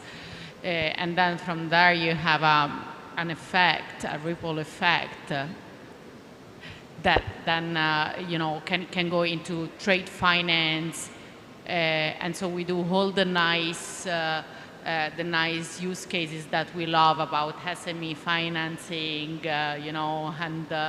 and commodities. Again, for me, commodities is one of the biggest issues, right? But maybe it's not the first one to solve for in order to get this as a norm.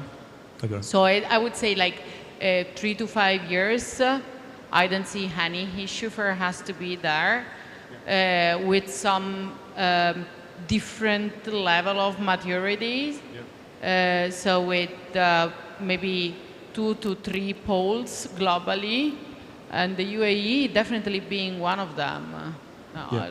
But as you're saying, I think on a prioritized basis of the use cases. So, yeah. Stephen, you wanted to add something? I was going to say one thing. I think if you think about, I'm going to reference 2 points, right? What was the utility of ICOs in the crypto native space? The utility of ICOs in the crypto native space was that someone could launch a project and immediately get global distribution across that asset to retail consumers. Not done in the right regulatory framework, but that was the utility of what they did, right?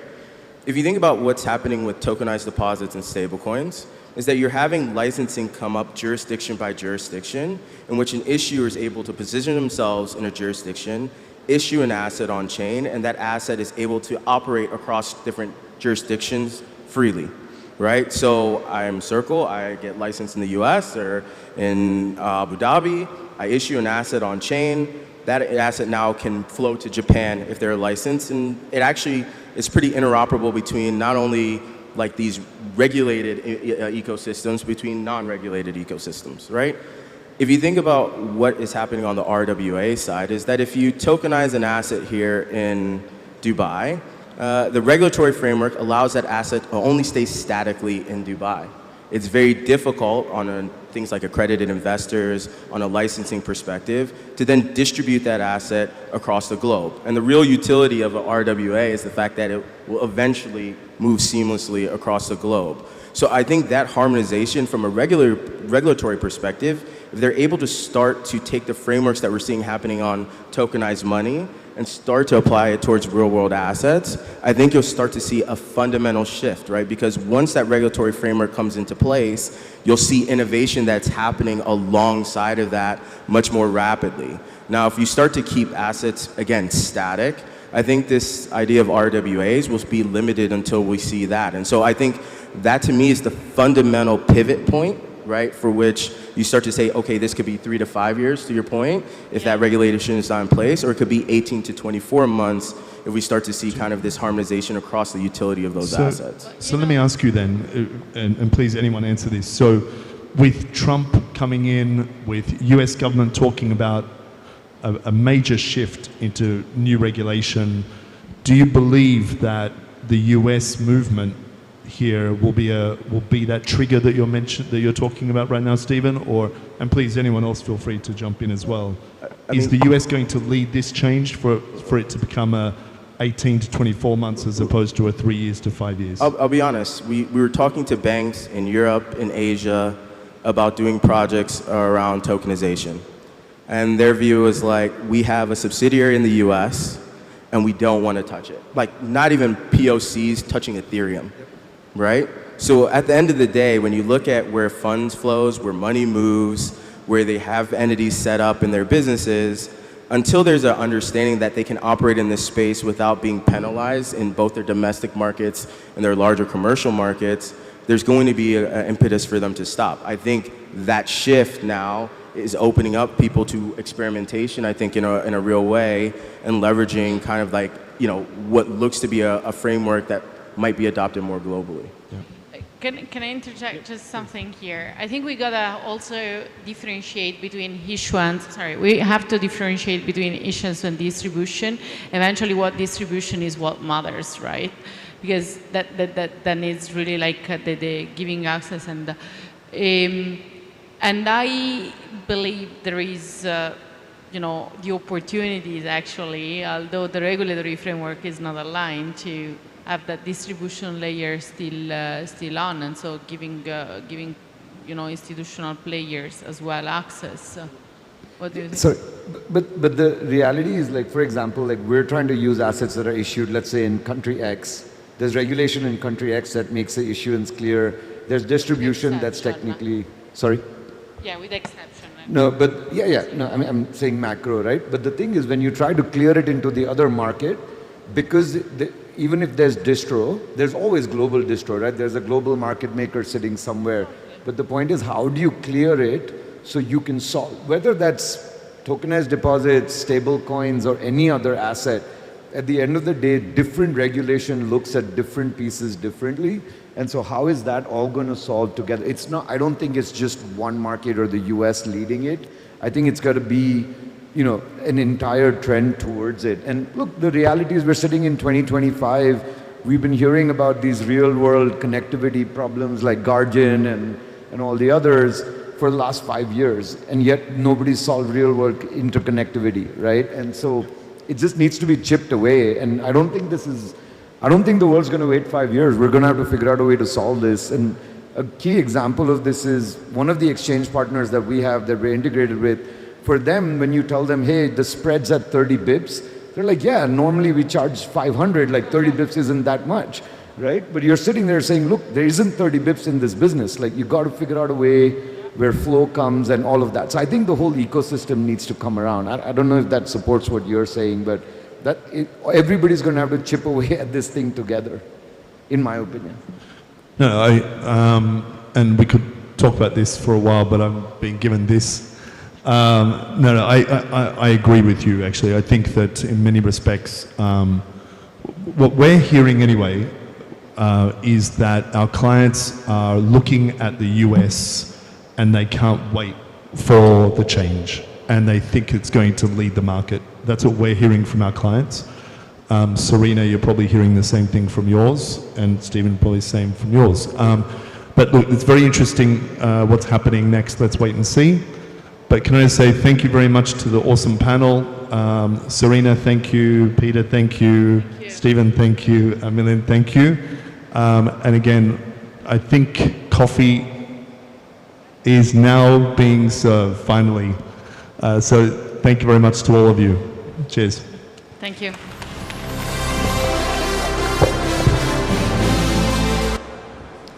So Daniel said it all. You can find a coffee break over there, and we are going to be back in 15 minutes. Thank you.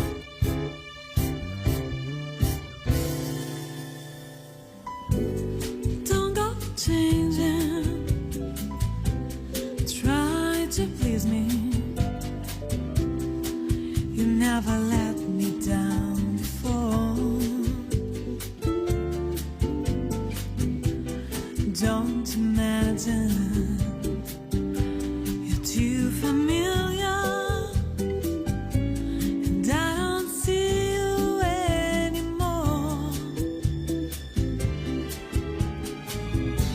I would not leave you in times of trouble.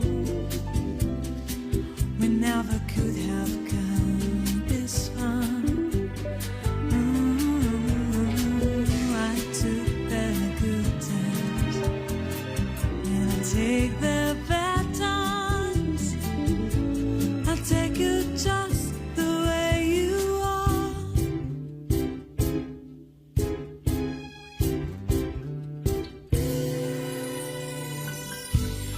Don't go trying. They're very TradFi and very talented in nature, but at the end of the day, you're actually building on crypto rails.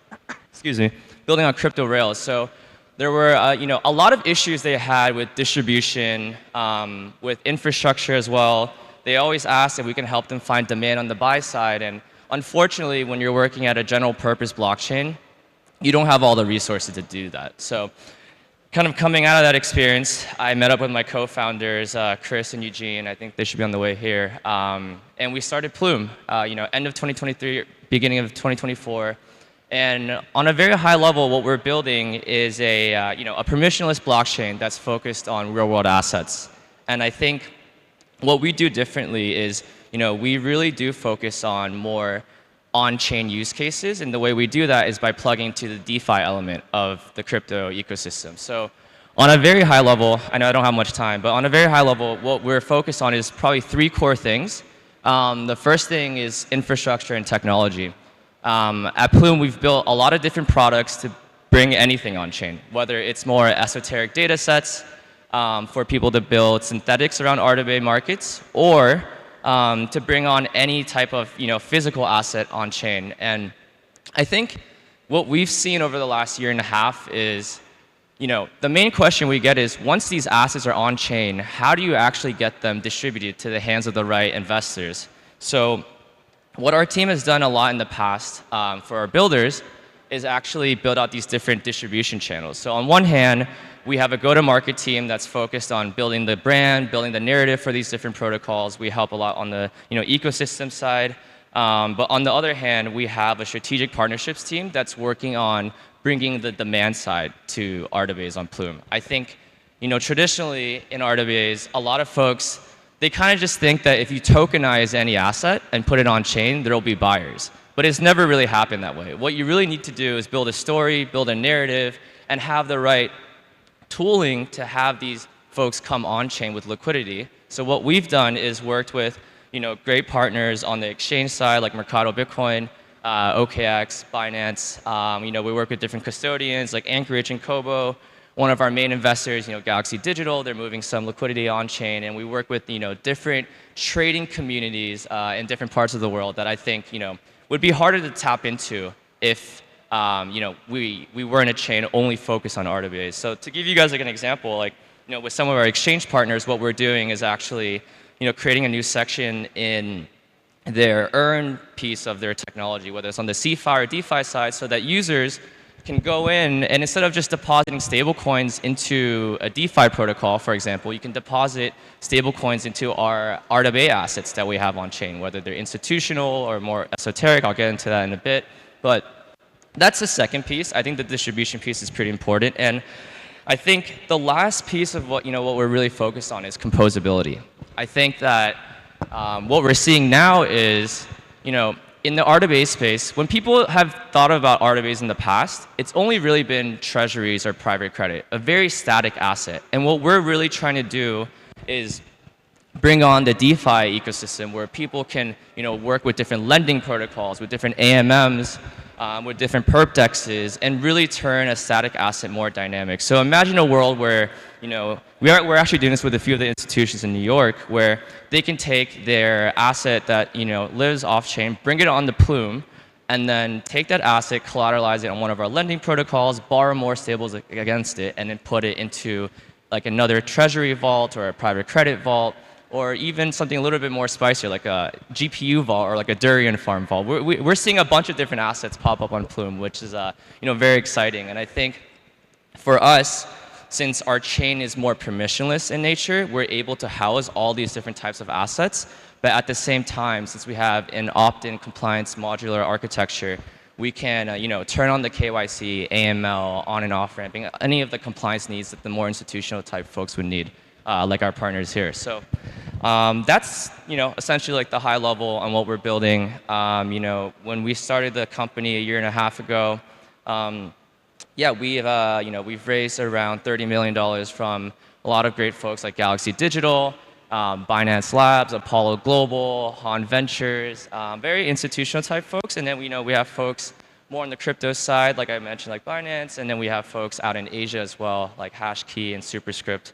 And I think, for us, it's been a great journey. I think a lot of the times people in the RWA space, when they start building, they build mainly on the TradFi side for the institutions. And what we're doing differently is taking a more crypto native approach where we're building the ecosystem from the ground up, from the more DeFi side. And we have tons of builders. We have over 200 projects working with us on our testnet right now. And I think over the last 8 months, we've hit this inflection point where our brand and our team has grown big enough where we can work with the different institutions now. And I think for them, it's great to work with a chain that's more open in that nature and has liquidity from all facets of crypto. I think it's actually pretty interesting, but when we started the company like a year and a half ago, I feel like a lot of the institutions that we speak with in New York, they were still on permission chains. They were still trading on these chains where there's not much access to the rest of the ecosystem. It's more of a black box. And then after Larry Fink said tokenization is the future and put BUIDL onto Ethereum, then a lot of things started changing. And what we saw was the public chain space definitely became an area of target for more institutions. But the reason why Plume has been so successful with all of our eco projects, with all of our institutional partners, with all of our DeFi projects is because we've set out from the start to really build a chain that's only focused on RWAs. And I think when you have a chain that has all of its tech focused on RWAs, has all of its resources, has all of its partners, then you can really establish this capital asset flywheel to really build out these different use cases and distribution power that we can really give to folks. Like one of our partners in New York actually, because I always get this question like, so why build a specific RWA chain? Like what about these other general chains? And I kind of answered it just now, but to give you an example, there was a partner of ours that they came to us and they were like, hey, like before you guys, we were working with these different larger L1s and L2s. We had to go over there, win over the foundation, and then we have to go to every single DeFi primitive and ask them to take our asset as collateral because their ecosystem is not used to this RWA nature. So for us, they were able to come to us. We've been geared towards RWAs from the start. So it was very easy for them to work with us. We could take their asset and use it as collateral on our different DeFi protocols, and it's not unknown territory. And so, what we really want to do for the broader space is really package these products in a way that makes more sense to the on-chain audience while still having the compliance needs to work with the institutions that, that have invested in us, that work with us. And yeah, I think, similar to how the stablecoin got product market fit over the last, few years, we want to do the same for crypto. I think in a world where something that's tokenized becomes more permissionless, more liquid, more composable, like the stablecoin has, then I think you get real adoption. You get real adoption from on-chain users. I mean, if you look at the amount of, the number of wallets holding BUIDL, or like OUSG, it's just way less than DAI and SDAI. So what we want to do for the crypto space is kind of like what stablecoins have done for the space overall. So I think, yeah, for us, we're very excited to be here. I think moving forward, we'll be announcing and launching our network fairly soon after Dubai Token 2049. So we're very excited to work with all of our different partners and really pioneer this new RWA-centric story and ecosystem that hasn't really been seen before. So yeah, that's the high level, and happy to chat with anyone and excited to work with y'all. Thank you very much.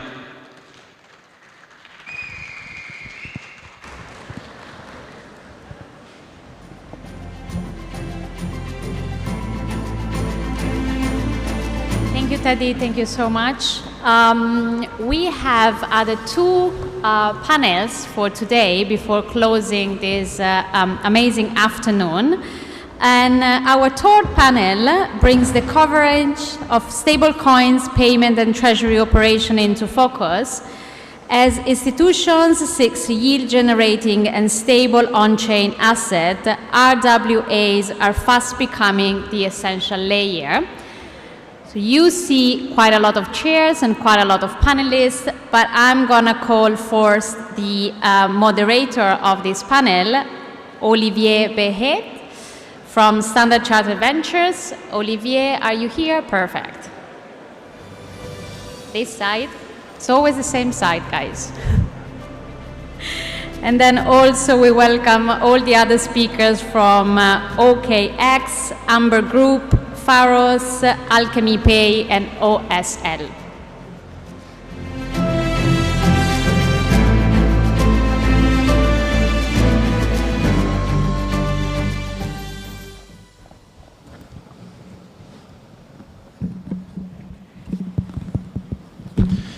Hello, good afternoon everyone. Welcome to this insightful panel discussion on the integration of real-world assets for stablecoins, payments and treasury management. Just by way of introduction, my name is Olivier. I'm an investor working at Standard Chartered Ventures focusing on crypto and digital asset companies, and I'll be moderating this discussion today. We have an esteemed group of panelists in our presence of industry leaders who are at the forefront of this transformative new asset class. So by way of introduction, let me kindly ask each of the panelists to say a few words about themselves, their organization and their role within the RWA ecosystem. Perhaps starting on my right with Eugene. Thank you. My name is Eugene Chang. I'm the Chief Commercial Officer of OSL. So OSL, we are the first license exchanges in Hong Kong. We are also a listed company in Hong Kong. And of course, this year, we are not only about Hong Kong, we also proactively looking to expand our business around the globe. So we're getting licensed, we already have a license in Japan. We're also getting licensed in the Middle East and all other countries. And RWA is a very, very important strategic project for us because we believe that will bring a lot of value to our client. Yeah. Hi everyone, this is Romeo. I'm currently the Chief Revenue Officer at Alchemy Pay. So we are a global leading fiat to crypto payment solution provider. We always take a regulatory first approach. We've recently acquired several licenses from the most difficult countries on the planet, South Korea, Australia, and also US. So our role in RWA is actually quite simple because we are already one of the leading fiat crypto facilitators. Obviously, we need payment facilitation for RWA to be able to bridge the current gap between fiat and the Web3 world. So there are two things we're doing. A is that we are launching our Alchemy chain later half of this year. We will be dedicated to a stablecoin and RWA-based layer 1 blockchain where we're going to be basically streaming all the fiat currencies and fiat-backed stablecoins and also RWA-backed stablecoins together, make sure we eliminate all the cross-border barriers. And secondly is that we are launching an RWA marketplace on our website as well that will be integrating with the leading projects like Ondo and Plum, for example, and very looking forward to discussing the details with you guys today. Very glad to see everyone here in Dubai. I'm Wish from Pharos. And Pharos is the fastest EVM blockchain, layer 1 blockchain, and achieving 50K TPS or 2 gigagas per second. Now we are working with some of the fintech companies like Ant Group to onboard the most high quality liquidity asset to be onboarded on Pharos and also delivering the best trading experience through our DeFi ecosystem. Thank you. Okay, good afternoon everyone. This is Bao Yi speaking, and I'm now the managing partner at Amber Group.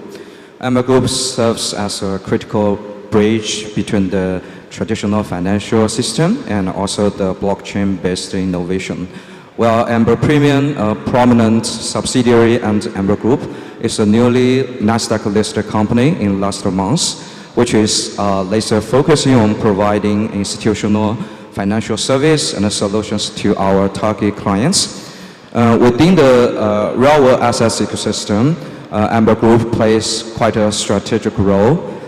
We are exploring different ways, not only to support the tokenization itself, but also thinking to integrate the real-world assets into our investment product strategies and to fulfill the increasing demands from our institutional and private wealth investors, also to make the real-world assets more accessible and operational for our clients to enjoy the future benefits.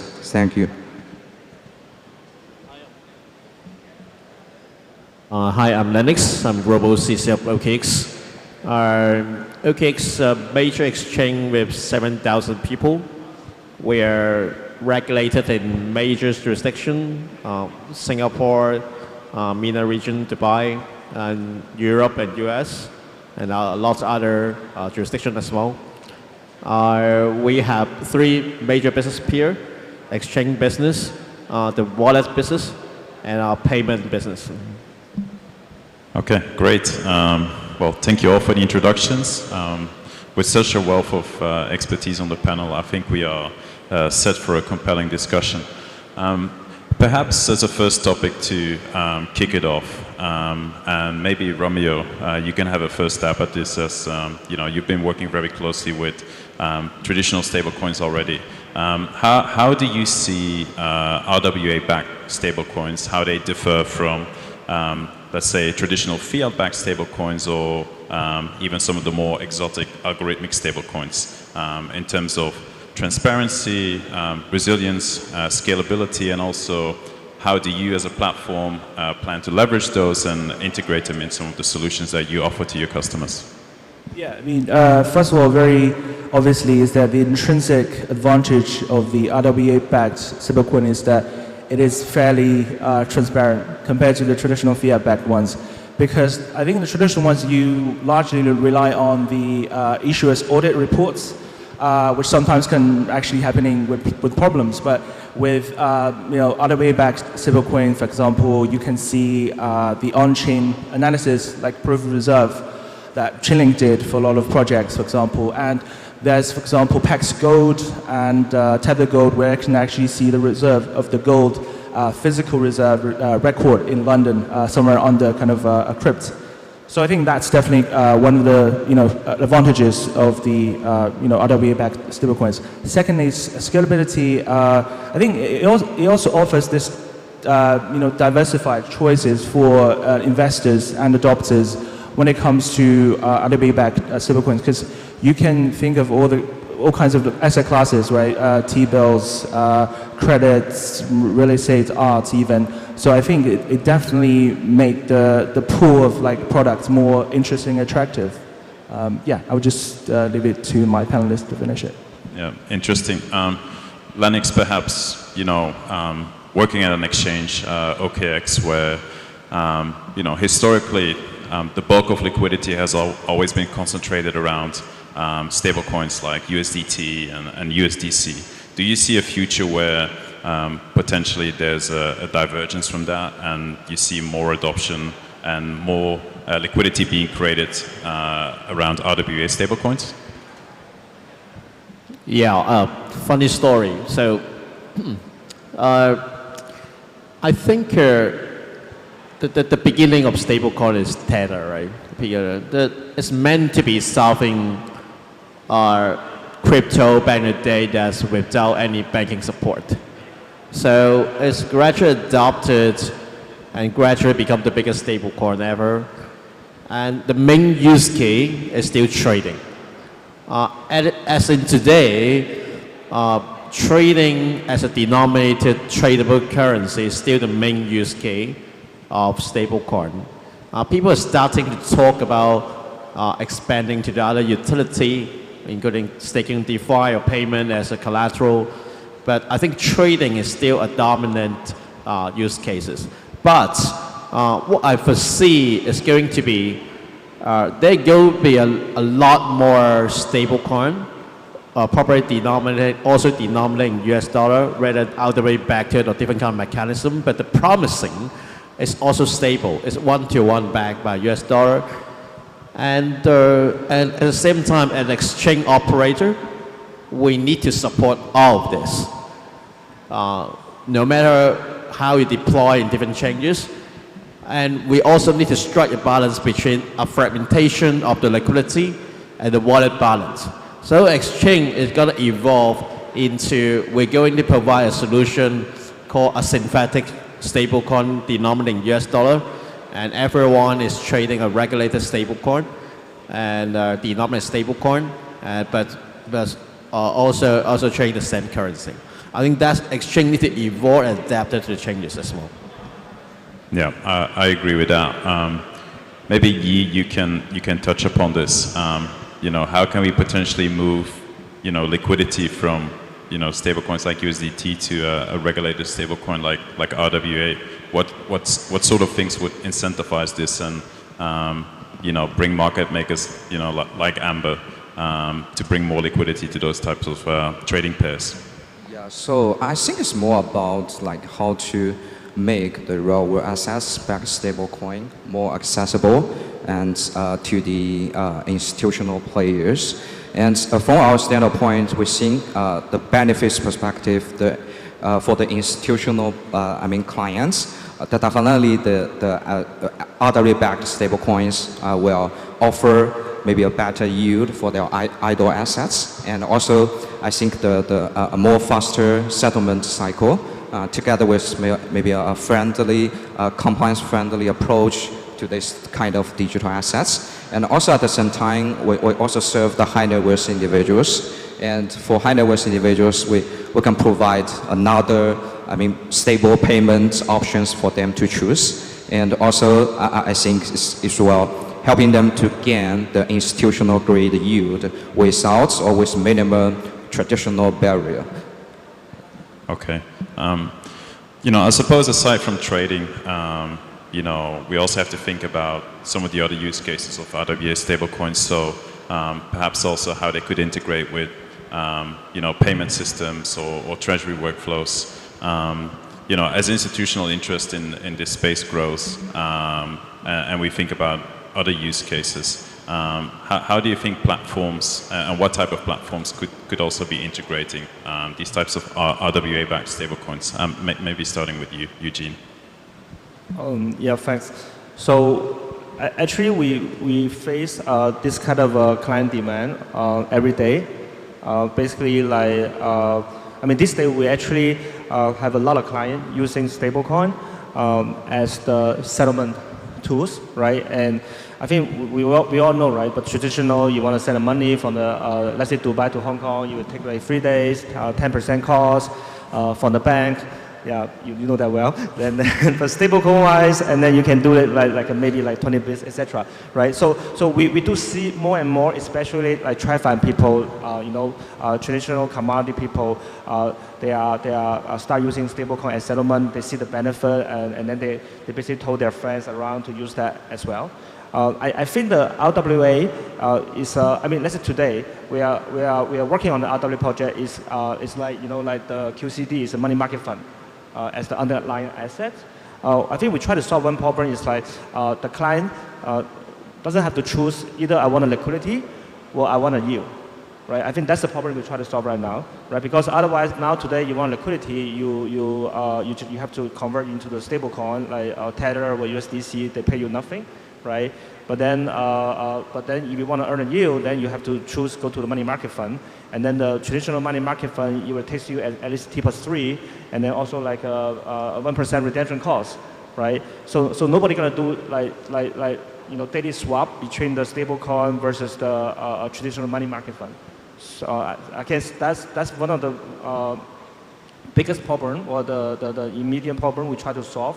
Especially as a licensed platform in Hong Kong. So we already working with this one money market fund, with the AMC, the China Asset Management Company.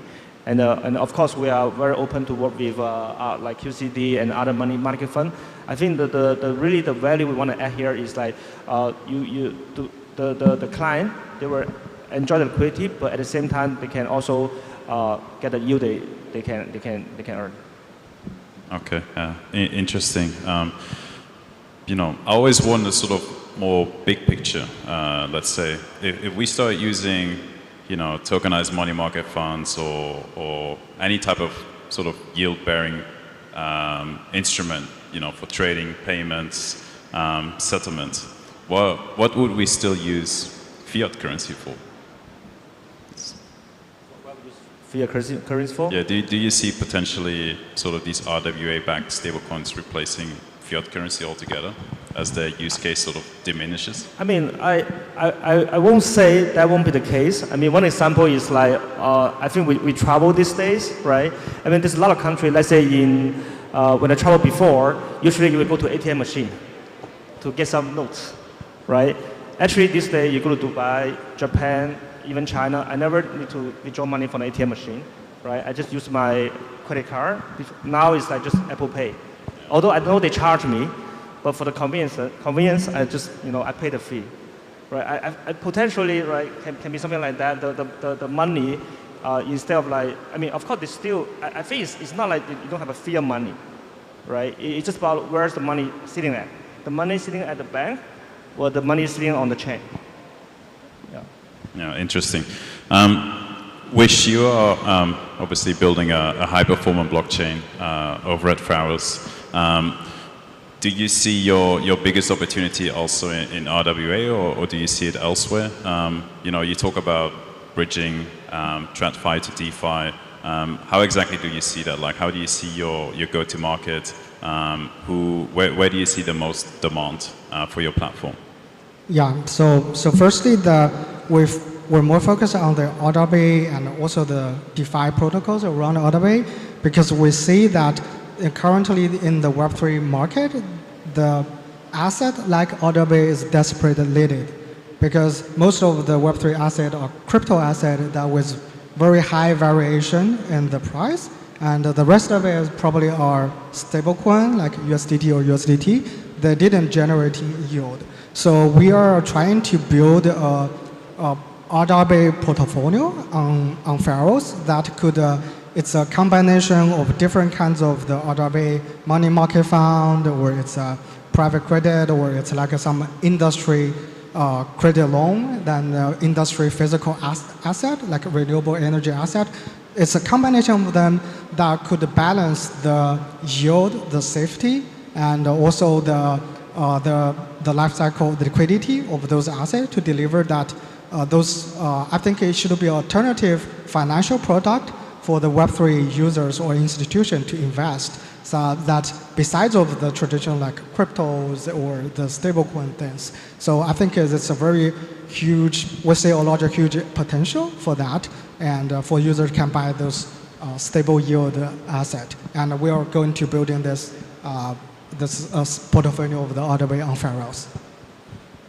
Yeah, that's right. I think, so far, when TradFi people think about tokenization, there was a study from BCG a few years ago that, quoted this huge number in the trillions of assets to be tokenized in the future, and, everyone wants a slice of that. So I think a lot of them, they thought about just tokenizing assets, whether it's, bonds, treasuries, even things like real estate or watches or diamonds. But the real bottleneck today is still liquidity. And I think, making integrations with exchanges could potentially solve this. But really, maybe Yi, how do you think about sort of building liquidity for RWAs? How do we create more healthy secondary markets, even for products like, even the BUIDL? I think there was an article yesterday that BUIDL is essentially held by 4 wallets. How do we create a wider distribution for these types of products?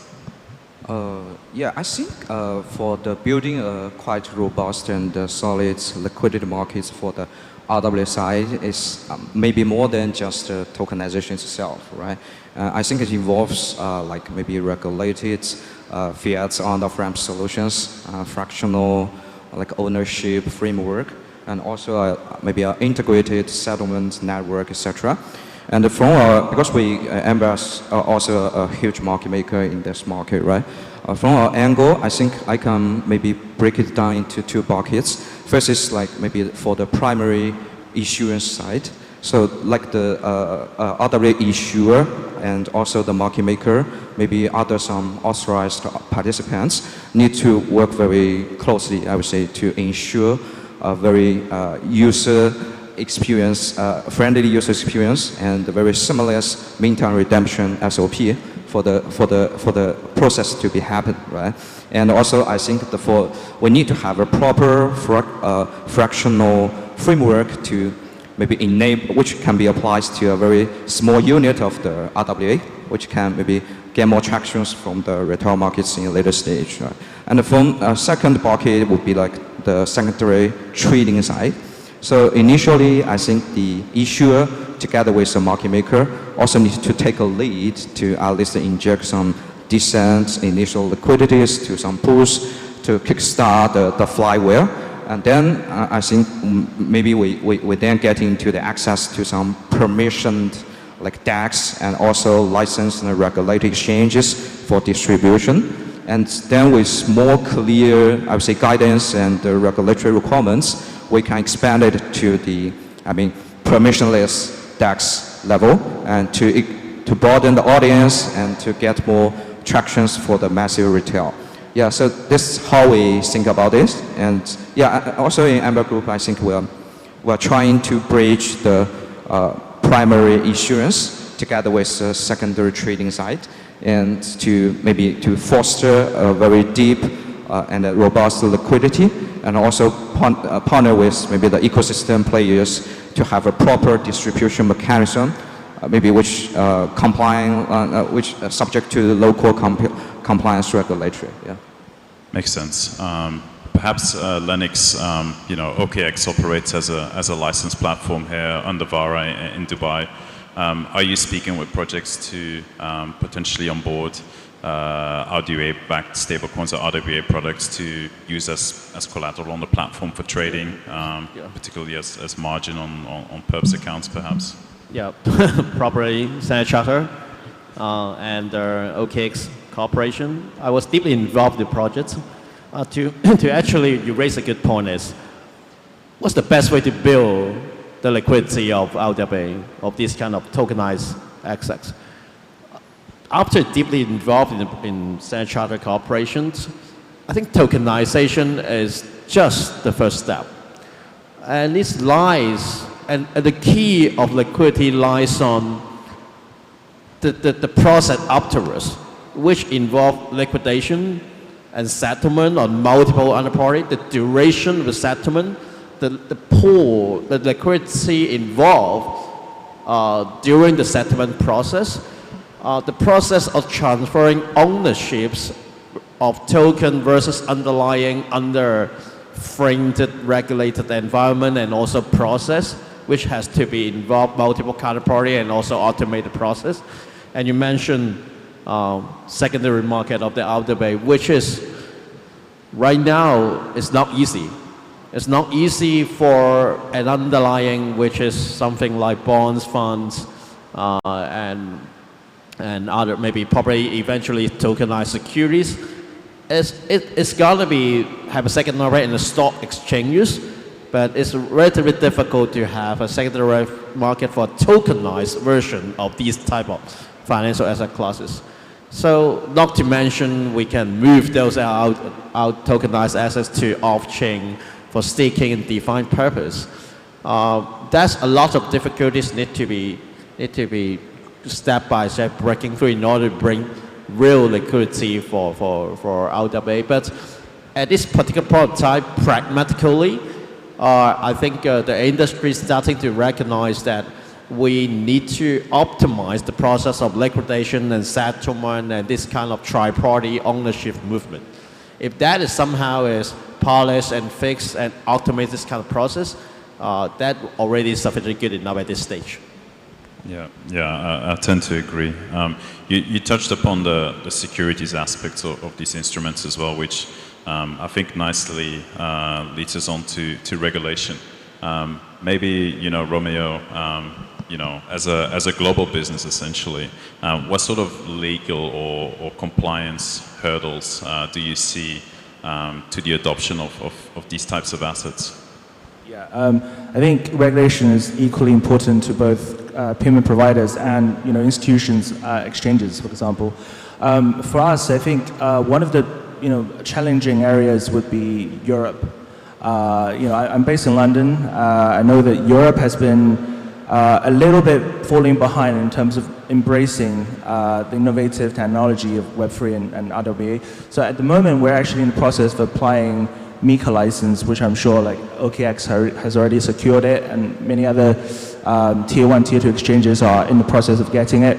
But I think in terms of their requirement on RWA and stablecoins, I think taking MiCA as example, they've categorized actually 2 different subcategories for these type of assets. A is, I think, asset referenced tokens, ARTs. That's basically referencing to the RWA-backed stablecoins, which has a different set of rules and regulations to abide by. They also have the electronic money tokens. That's basically the fiat-backed stablecoins, which you have to show the proof of reserve and all that. So I think more and more regulatory bodies are already taking a kind of active approach towards regulating RWA and stablecoins and embracing it into the current payment and finance system.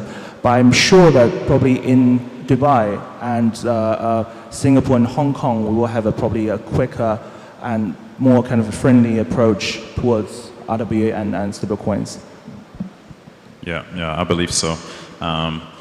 Eugene, at OSL, you guys have obviously also been working on initiatives in Hong Kong on the stablecoin side. So any stories that you would like to share on some of the hurdles that you've encountered there in terms of regs and compliance?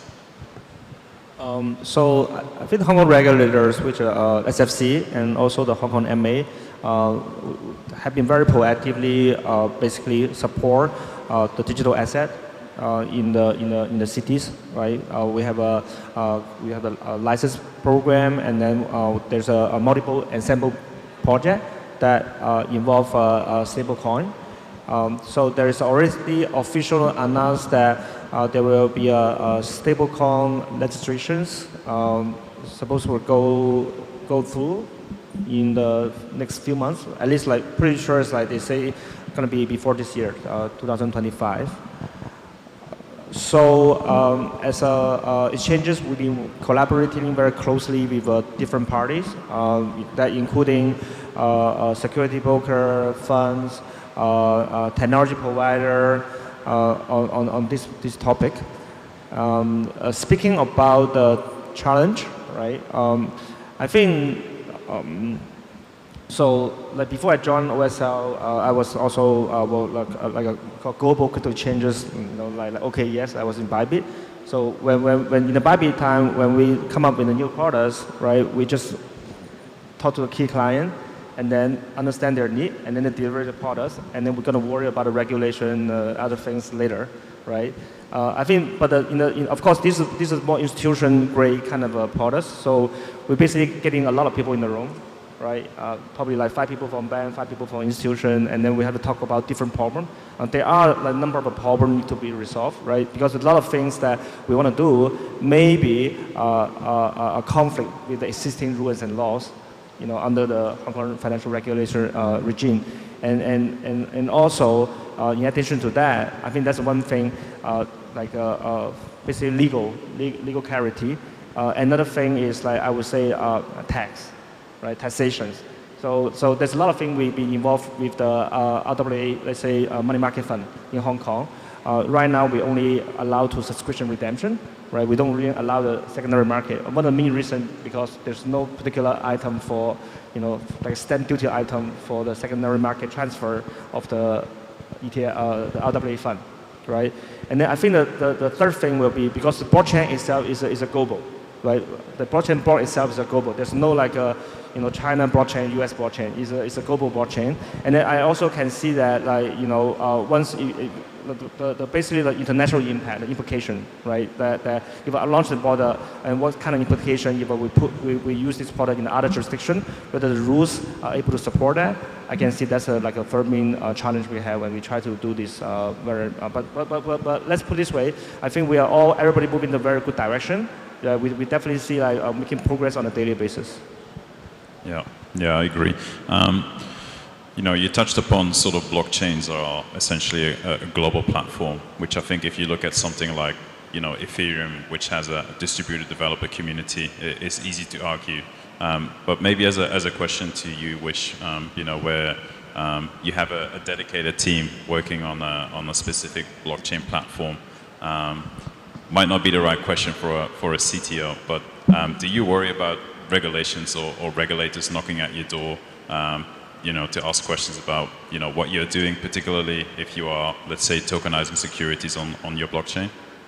Yeah, so as a layer one blockchain, I think we are a technical platform to providing the technical services for all those tokenization. So our itself, I don't think there is any regulatory issues on that. But if it goes to the tokenization itself, I think currently it's quite clear that the issuance of this token or the premium market, there is a quite clear regulatory requirement. For example, KYC, you have to be a qualified investor and those kind of things. But currently not quite clear is actually on the secondary market. So I've saw some of the common practices. They use pledged token or derivatives to create a DeFi token that can be traded on the DeFi protocol on the blockchain. And I would say that it's just a common practice right now. I'm not sure if it's still waiting for another regulation to make it clear it's okay or not. Yeah. I see we're almost running out of time, so maybe I'll put this one out to whoever wants to take it to close it off. But I think traditional stablecoins like Tether, USDC, they were sort of the first wave of tokenization in a way, just tokenizing a US dollar. And then now we have this second wave where we're tokenizing money market funds, which again are stable but yield generating. What do you sort of see as the next step beyond this for the future? Anyone? I foresee, and we're backed on the tokenized deposits. For one point, because once a stablecoin is, in terms of regulatory, is accepted, the bank is starting to feel more comfortable, and tokenized deposits actually a crucial element during cross-border trade remittance. So stablecoin already kind of like reducing remittance cost for like 99% or 9%. The next step is adding trust element in it. It's gonna be using tokenized deposits as a collateral during trade, cross-border trade settlement. That's what I think. Okay. Any other ideas from anyone? Or? So, I'm probably going to say something a little bit crazy. It's like, I think there's a whole RWA, basically you're putting a lot more financial assets on chain.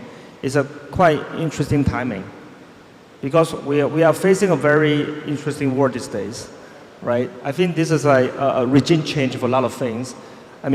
Potentially, US could be not a safe haven anymore, right? And could potentially, like, nobody gonna trust US dollar in one day. Who knows, right? But then we have this new backbone in terms of to do the blockchain that efficiently to settle and to clear a lot of financial products, right? Instead of rely on today's traditional infrastructure, right? Like SWIFT, for one example, right? So I think it's a very interesting timing. Like today we talk about RWA because potentially that can be the future of the whole financial backbone. Yeah, I fully agree, and thank you for that. I think with this we'll close off the panel. I would like to thank our wonderful panelists for sharing their valuable insights. And also a big thank you to Qatar National Bank, CBI and DMZ for putting up such a great event. I think, as we've heard today, collaboration between technology providers, financial institutions, regulators is essential to navigate the complexity and to unlock the full potential of this new asset class. So we look forward to witnessing the continued innovation and growth in this space. And yeah, thank you all for attending and have a great day ahead. Thank you.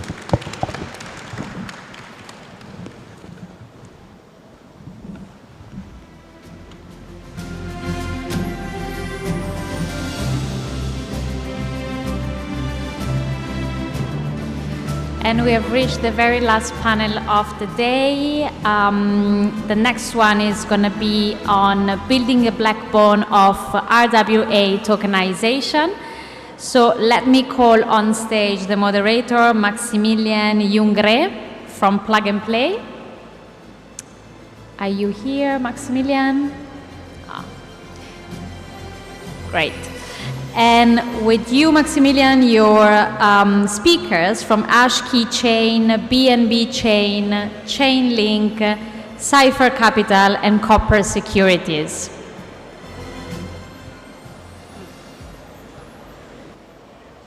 To introduce them directly.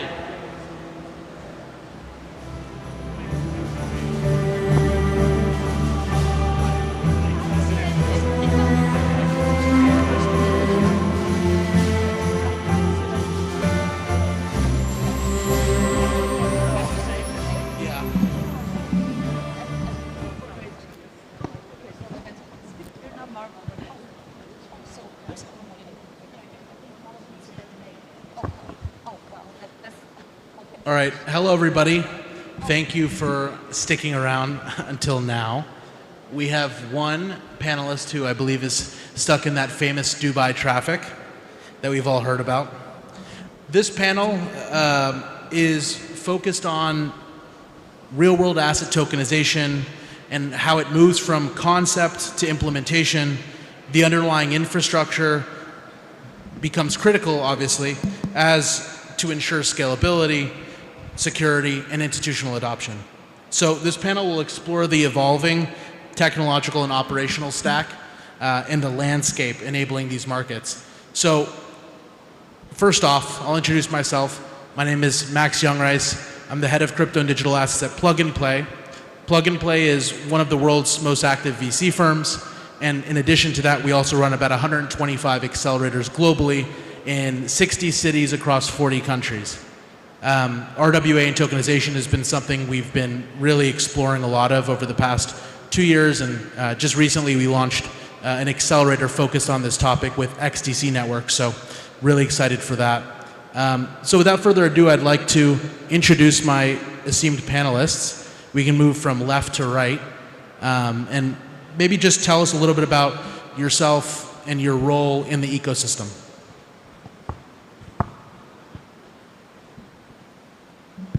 Yep, check. Hello everyone, my name is Karun. I am a partner at Cypher Capital. We're a Dubai-based multi-strat investment fund. I think we're pretty much the most active fund in Middle East than the global markets.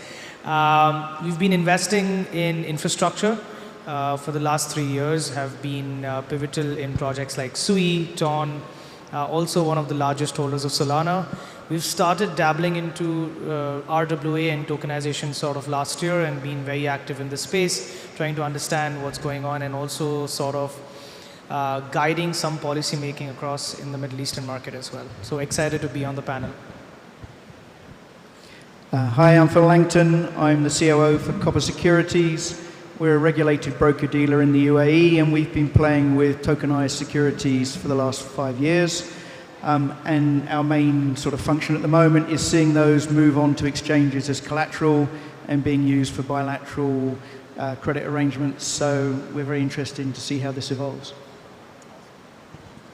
Hello, I'm Sarah. I am at Chainlink, so I lead partnerships for the global tokenization team, which means that I look after the whole ecosystem around the tokenization value chain, which is quite broad, and our goal is to make the whole ecosystem more secure while using our decentralized Oracle networks to bring data from off-chain sources on-chain, if that is a NAV feed or proof of reserve, but we also use our decentralized Oracle networks to move tokens from one chain to another, so cross-chain interoperability.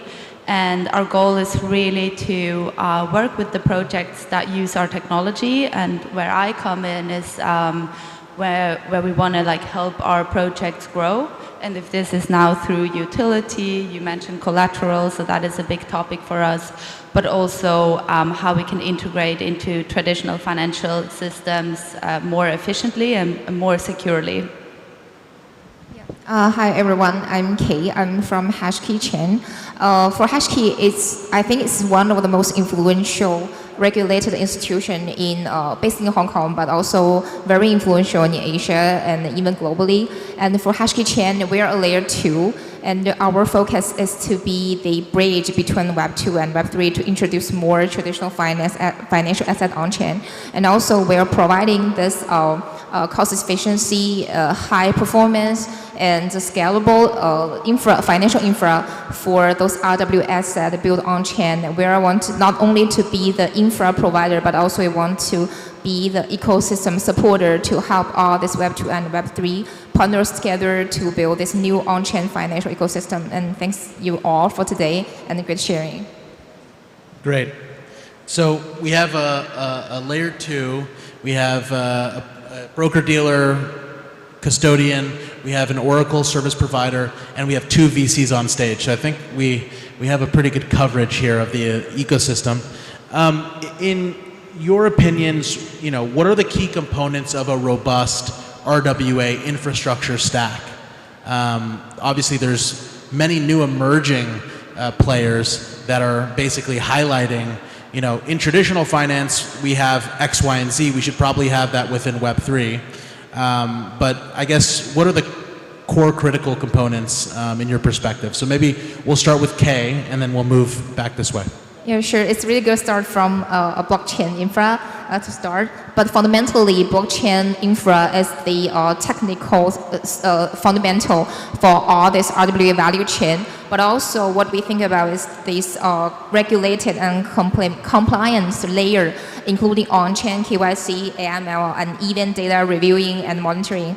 And also we need this standardized or more adopted tokenization protocol and standard to unify all the different kind of asset type and to make it on-chain more easily. And also, it's also from what we have communicated with our partners, we need this institutional custodian services. We need all this on and off-ramp settlement services to provide to our partners. And also, we need this more stabilized and more clear regulatory framework from global jurisdictions. So all these are this dynamic component for this whole RWA value chain. We are only one of this infra settlement, but also we need all these partners. We need to build this together when the sector is also in a quite immature stage, and we are looking forward to this high potential sector. But for now, we need to put more effort and more communication between Web 2 and Web 3 to build together. Yeah, I think the main layer you already mentioned, the blockchain, is definitely the most important one. But you cannot only have the blockchain, so usually you have also some kind of data layer where the real world assets sit. So in most cases that is a fund administrator or a custodian bank. So also for compliance, you mentioned that data comes from somewhere in the real world, so off-chain. So bringing data from off-chain sources to the blockchain, for that you need oracles, right? So I think this is a very interesting part of the stack, because in the end, a lot can go wrong when you move data, right? This is usually one of the biggest attack vectors, oracles, but also bridges. So when you move data from A to B, that's where most hacks happen, right? So having an oracle or a secure oracle that fetches that data from the off-chain sources and feeds it to the smart contract on the blockchain is also a very important stack part, I would say. I need to say that. Well, I think Chainlink is a very important player in that space, but also interoperability, so you can use those decentralized Oracle networks for interoperability. But what is also very important, so when you have those tokens, you need to custody them.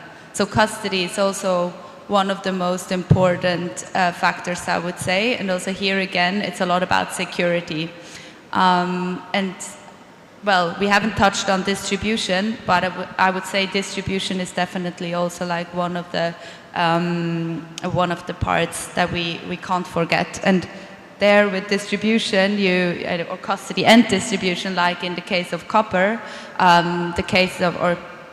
the topic of utility comes into the game as well. And I think you can talk a bit more about that. Thank you for teeing me up. Yeah, I think the off-chain, on-chain is a big aspect. Interoperability between chains and the ability to hold an asset in one, settle in another. Not everyone's going to use the same chain for the entire ecosystem. So whether you want to use it for payments or, asset onboarding, offboarding, liquidity, custody, you would like utility players to be in there because obviously that facilitates immediate on-ramp for your clients and your assets. You want liquidity to be there between lenders and people that need funding so that you can easily access the liquidation of assets when they're needed. And you also need good sponsors because at the end of the day, building a chain from scratch now isn't going to be mass adopted unless there's some sort of compiler interoperability utility play to accelerate that. And I think, with Copper, we get quick adoption into some of the chains. I think there needs to be an incentive scheme to accelerate that because if there's no incentive scheme, people aren't going to spend their time and resources, even exchanges, adopting it. They have to spend a lot of time and put up the pairs, etc. So, yeah, I think those sponsors in the ecosystem are also big players. I think it's agreed to all these points, right? Maybe I can share some light on an investor perspective, how we look at it, and maybe give some color to some thoughts on the infra needed. I think the priority starts with regulation, right? This is the base case. But then you need a custody layer, you need a compliance layer, and also where every institution now is aggressively looking at tokenization in some form, we also cannot open access to everyone. How crypto projects go all out to the global audience, and then everyone can experiment, you can participate in the community and sort of play around with the asset. But when it comes to RWA, I think it should be done in a controlled manner where every layer is connected in some form, more like a Web 2.5 approach. I know it's a very sad word to talk about Web 2.5, but this is what works. Like, we spent last 6-8 months talking to regulators across Dubai and Abu Dhabi, trying to understand the framework that they would agree on for tokenizing assets. And what we realized is everything has to be in a controlled manner. They're excited to onboard and build solutions around it, but in the end it all comes down to regulatory gives an okay, the compliance layer is in check, it is tested with a few institutions or in a controlled manner. The assets, secondary and primary issuance is controlled as well. And if that all can come together, then I think it's a proper infrastructure for RWA. So regulatory, compliance, tokenization engine, and in the end, flow of money. So. Yeah, I'll jump in. I know we have to introduce Marwan, but a quick comment. I was going to say, I don't think Web 2.5 is super sad. I actually think that it's probably the missing link and the reason that we haven't actually developed this ecosystem as fast as we probably should have over the past 10 years. And I'm proud to say that that's been our thesis from day one. So I just had to defend that thesis. So Marwan, I'd love for you to give some background on yourself, what you're doing at BNB Chain. I know you've joined right in the middle of a question, but we'll start off the next one with you. Yeah, thank you so much, and hi everyone. There you go. I was stuck in real-world traffic just outside. So I'm Marwan. I head up our EMEA team at BNB, which is the layer 1 blockchain that was incubated at Binance back in 2020. and also spearheading our DeFi efforts. And obviously a lot of that is how do we bring these real world assets to our very large retail user base, right? We have the largest retail user base on chain today. So we talk about adoption. For us, it's how do we bring these kind of great yield opportunities from the real world and kind of democratize that access. So we're working obviously with partners like our friends at Chainlink and other players in the space to do that. So I think a lot of the insight has already been shared by the panel, but I think the additional layer that we're thinking a lot about is kind of regulation and the user experience, right? The regulation for us means, you know, to what extent do we want to be working on permission versus permissionless assets or versions and derivatives of these real-world assets? That's something that does come up quite a lot, and we've kind of been playing on both angles, to be honest, to date. And obviously, it's the user experience. This entire industry is super complex. There's a reason why, you know, we still think it's quite early, and it's why we're very excited. But a lot of what we're doing as well is making sure that people can very seamlessly access these assets. So we've been focusing on T-bills, which is no surprise, but obviously moving more towards private credit and tokenized equities as well. So now we have a layer one who also joined the panel. So I think that's a good segue into this next question, which is, given the diversity of, you know, blockchain networks, tokenization standards, global regulatory environments, how can we address the current fragmentation to enable tokenized assets to be interoperable, composable, and cross-chain compatible? Maybe for that one, we'll start over here and then we'll move backwards.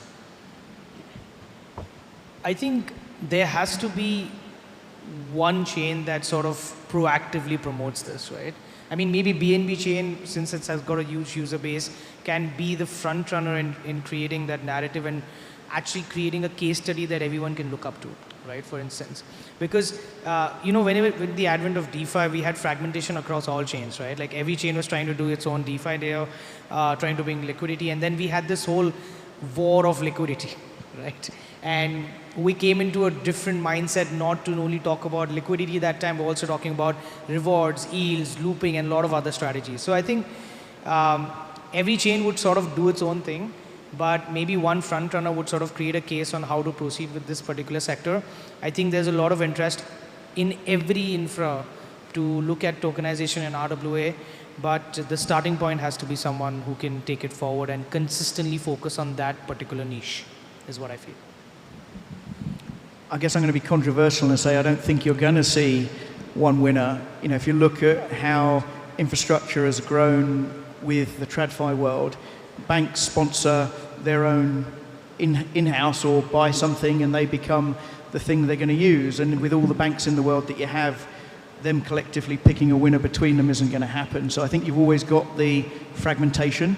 I do think you're going to see more mass adoption from the big players coming in now. Not because of the infrastructure being an issue to date, but more now that they can reach, with all the compliance and the acceptance and the trust coming in, now that they can reach a faster solution, then they can see light at the end of the tunnel. And, you know, the consolidation aspect, I think, needs to happen around the token standards. I spoke to 40 largest fund managers in the world last year and said, why do you use Bloomberg? And they go, it's the only thing we can use to find assets. Find me another way to find assets. So if we could create a token standard on the chains that will allow our client franchise to search and find all of these tokens, companies, etc., you could replace Bloomberg. And really that's the sort of standard we need. So we need to come up with a token standard that chains will adopt from a search perspective, forgetting all the functionality we put behind the scenes, but if we can't find the assets on the chain, nobody can buy them. And that's really the barrier I see at the moment. Yeah, I think there will always be some sort of fragmentation. I think we will never get away from that. I think in the traditional financial industry, you also have a lot of fragmentation. The difference is just there they have learned to talk to each other, the different systems, but also the different legislators. So everything is kind of translated, or everything can be translated. What we see now with this new technology, we have a lot of new systems and new processes and new languages that cannot be translated properly. So what we need really is the glue between all of those different systems and different standards or blockchains. So I think, well, interoperability here again is super important, not only across blockchains, but also between off-chain systems and on-chain systems, because in the end, what are we doing here? We are trying to innovate a whole industry, which is the financial industry. It's one of the most complex industries on the planet, and it's also the most regulated one. And all the different messaging frameworks, all the different ways those systems communicate, it's not made for distributed ledgers. So we need to come up with new translation tools. And I think with now having the signal in the market that regulation will become more clear in the US, that's already like giving us a lot of upside, because in the end, a lot is happening in America. It's the biggest economy. So when they start like actually going full speed, and this is what we see now, right? This is what's happening. And I always say, like, we have so many different projects in this space, but the ones that purely come from the supply side, so the ones that are just taking the technology and tokenizing something, I believe will not really exist in the future. But what we see now is that the demand side gets really strong. So we see the big players, and they're taking the technology, and not because they just want to tokenize something, but because the technology actually makes them save costs, make processes more efficient, actually like streamlines a lot, and it disintermediates a lot as well. And then the token will, well, the asset will be on chain, but it's not because they want to tokenize it, it's just because they want to use the technology in order to optimize processes. And I think, yeah, that's the reason why we're doing this, and that's also going to boost interoperability. It's a complicated one, and I don't have an easy answer. Look, we're acutely aware that there are more and more chains popping up. So we're not necessarily providing the solutions for that interoperability, and we rely on our partners and for that infrastructure. I think from our standpoint, as long as we're a key liquidity hub and people are bringing those real world assets first to BNB, and then we just act as a distribution player, and to kind of, a lot of that will naturally go to other chains perhaps over time and back and forth. I think that's something we're prepared for and kind of adapting to, but we're not necessarily kind of creating those translation mechanisms. But it is a pain point, right? Like today, if you mint some sort of real world assets from another ecosystem, there is no easy way for us to kind of verify the quality of that asset either. So we're having to rely on kind of new solutions.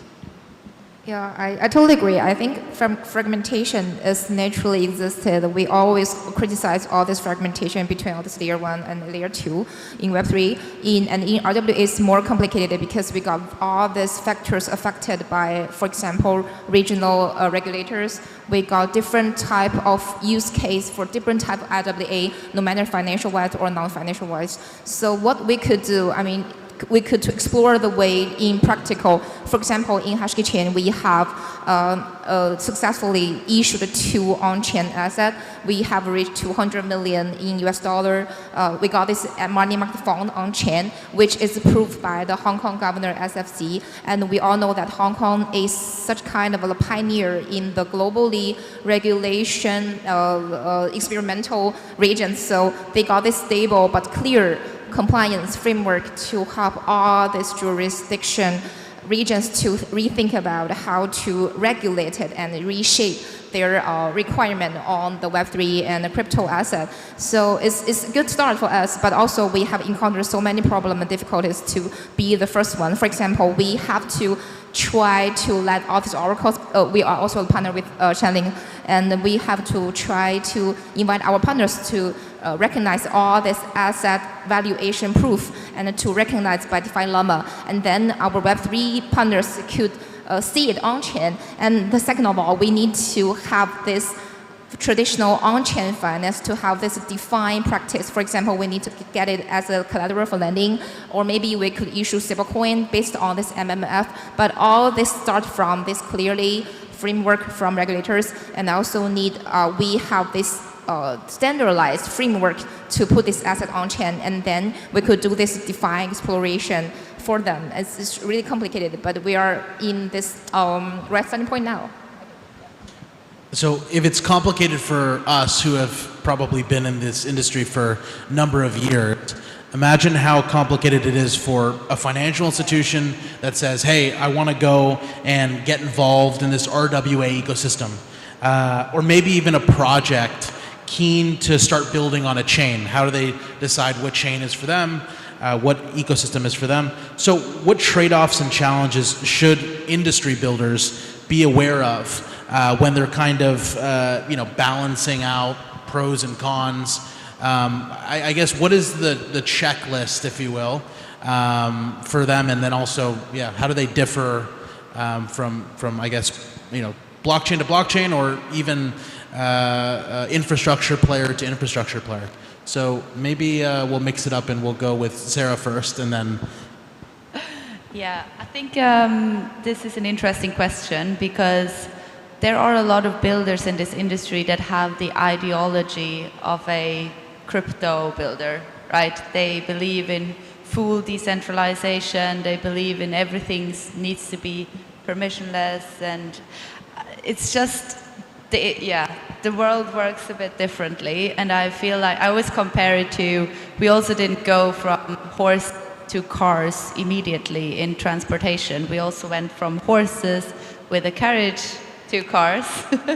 So I think what builders need to take into account is that maybe there are rules, there will be compliance, there will be maybe like security issues, and builders need to be aware of that. They need to take that trade into account. And also security is very hard to tackle, to be honest, because we are dealing with a new technology and there's no investor protect, or just limited investor protection and limited rules around this still, even though we are really asking for them.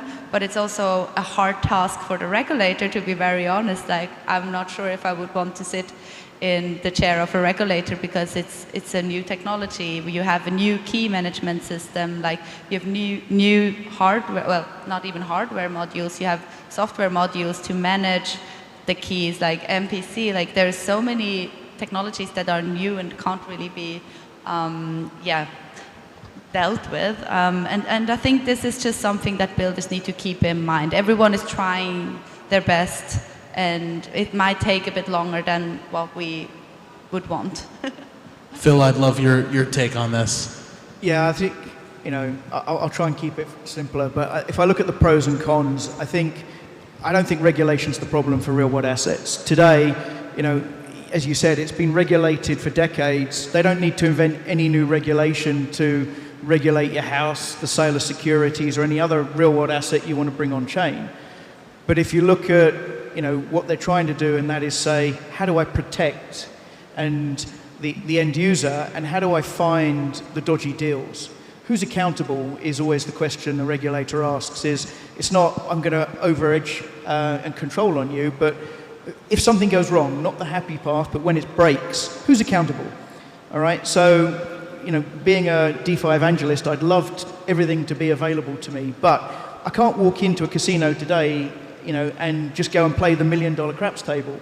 They walk in, they ask me questions, they say, have you played before? I say no. They take me to a trading table, they give me some free coins. I go through a process, and in the end I come out with a limit that maybe I can trade $10,000, but I certainly can't access the $1 million table. So the regulators would say, how do you replay that in DeFi? How do you put control in place so that your granny can't lose $1 million by betting the house on the value of Bitcoin next week? How do you, if you're investing in a long-term RWA asset in structure where somebody says, hey, help finance my property, that in 3 years the property's still there? So the regulation is not around the tokenization. It's not around the regulation of anything that is changing. It's bringing the same controls they impose today in TradFi, which is who's going to act as your custodian? Who's going to be the source of truth for 5 years? Who's going to make sure that that property doesn't go walkabouts? And how do you know that there's no bad actors involved? So, that would be, for me, the quick way would be to say, look, it's not about the regulator, it's about the control function to perform and weed out all of these bad deals. Because again, that brings around the trust structure, which everyone needs. It's like, would I use a lot of these chains and put, $10, $100 in? Yes. Would I put $1 million in this? And I'd beg anyone in this room to say on a new chain they would do that. But there'll be a risk appetite. I think I have an answer to the analogy for what is the RWA representation of that training wheel casino. I think it could be stable coins, right? Because everybody is, now all of a sudden really interested in that potential, and you can buy a dollarized. But take any payment currency, because I think stable coins are the thing right now. I think money market tokens will be the thing the end of this year and next year, and then it will move on as the payment systems evolve. But if you go back, the original idea of the coin was to be a utility payment coin, to be able to cross a lot of these different financial protocols without having to dip in and out all the time. And if you follow that, we come back to this concept of, how do I have good actors and bad actors? How do I stop the bad actors getting in the system? Because if they're not in the system and we can all mass adopt it, then great. But it's, what's the definition of payment? Gold used to be the gold standard. Then we moved away and fiat became the standard. Now we're talking about stable coins being a standard. But if we go 5 years forward, what would you say you'd be using to move money? Because it should be anything on the chain should have a barter price. All you need is somebody to hold it for you for a period of time and somebody to sit there in the middle and finance it or act as an exchange to convert it. Yeah. Certainly, yeah. I think this is a good topic, obviously, because there's a plethora of different perspectives. Karan, I would love for you to chime in. On the pros and cons? Yeah. I think I agree. Definitely there's this mindset of having a proper control manner of running the whole tokenization side. But looking at both perspectives, from a project perspective, maybe I'm talking from an investor hat just to add some color, but from a project perspective, it just has to be chain agnostic, because for them it's all about which chain is offering the best source, regulatory framework, and also compliance what they need to fulfill in their sort of niche. But I always stick to this thought process that maybe when I said in the previous question that one chain will only win is mainly because there's so much work that needs to be done. We are in this education phase that it's not only just about the custodian, it's not only about the Oracle provider, but it's also about, hey, I as a chain am putting the frameworks with these regulators and getting clearance on what the process is going to be, what are the controls going to be. Like for example, real estate is such a messy scenario right now, where we all started thinking about tokenization, maybe as you mentioned that now it's stable coin and later it's going to be money market funds. But I think initially we all thought about real estate because being Dubai guys, real estate comes as the first thing. But there's a huge framework issue there that once you tokenize and do a primary issuance, the secondary cannot be tracked because the regulator is not in a position to go on chain and figure out the source and track it back on the books. So I think there are a lot of pros in this whole space. There's a lot of education that needs to be done. Maybe a chain does it, a custodian does it, or a project does it. But on a project level, it has to be agnostic, and on a chain level, it has to be sort of focusing maybe on one region and starting from there and then eventually growing to other regions, and that's how I think the winning story is made. But overall, I don't see much cons. I think we're in this education phase, so continue doing it. Great. Maybe Kay, we'll pass it to you. And just to reiterate, because I know we've gone through multiple kind of variations of the question, but the question is, what trade-offs and challenges should industry builders be aware of in the balancing act of choosing their service providers, their blockchains, et cetera? Yeah, right. You mentioned a really key point is that everything we are doing now is all about balancing. I mean, we balance needs between the two different worlds and different kind of asset. I guess first of all, it's like this, as just mentioned, the decentralization and compliance.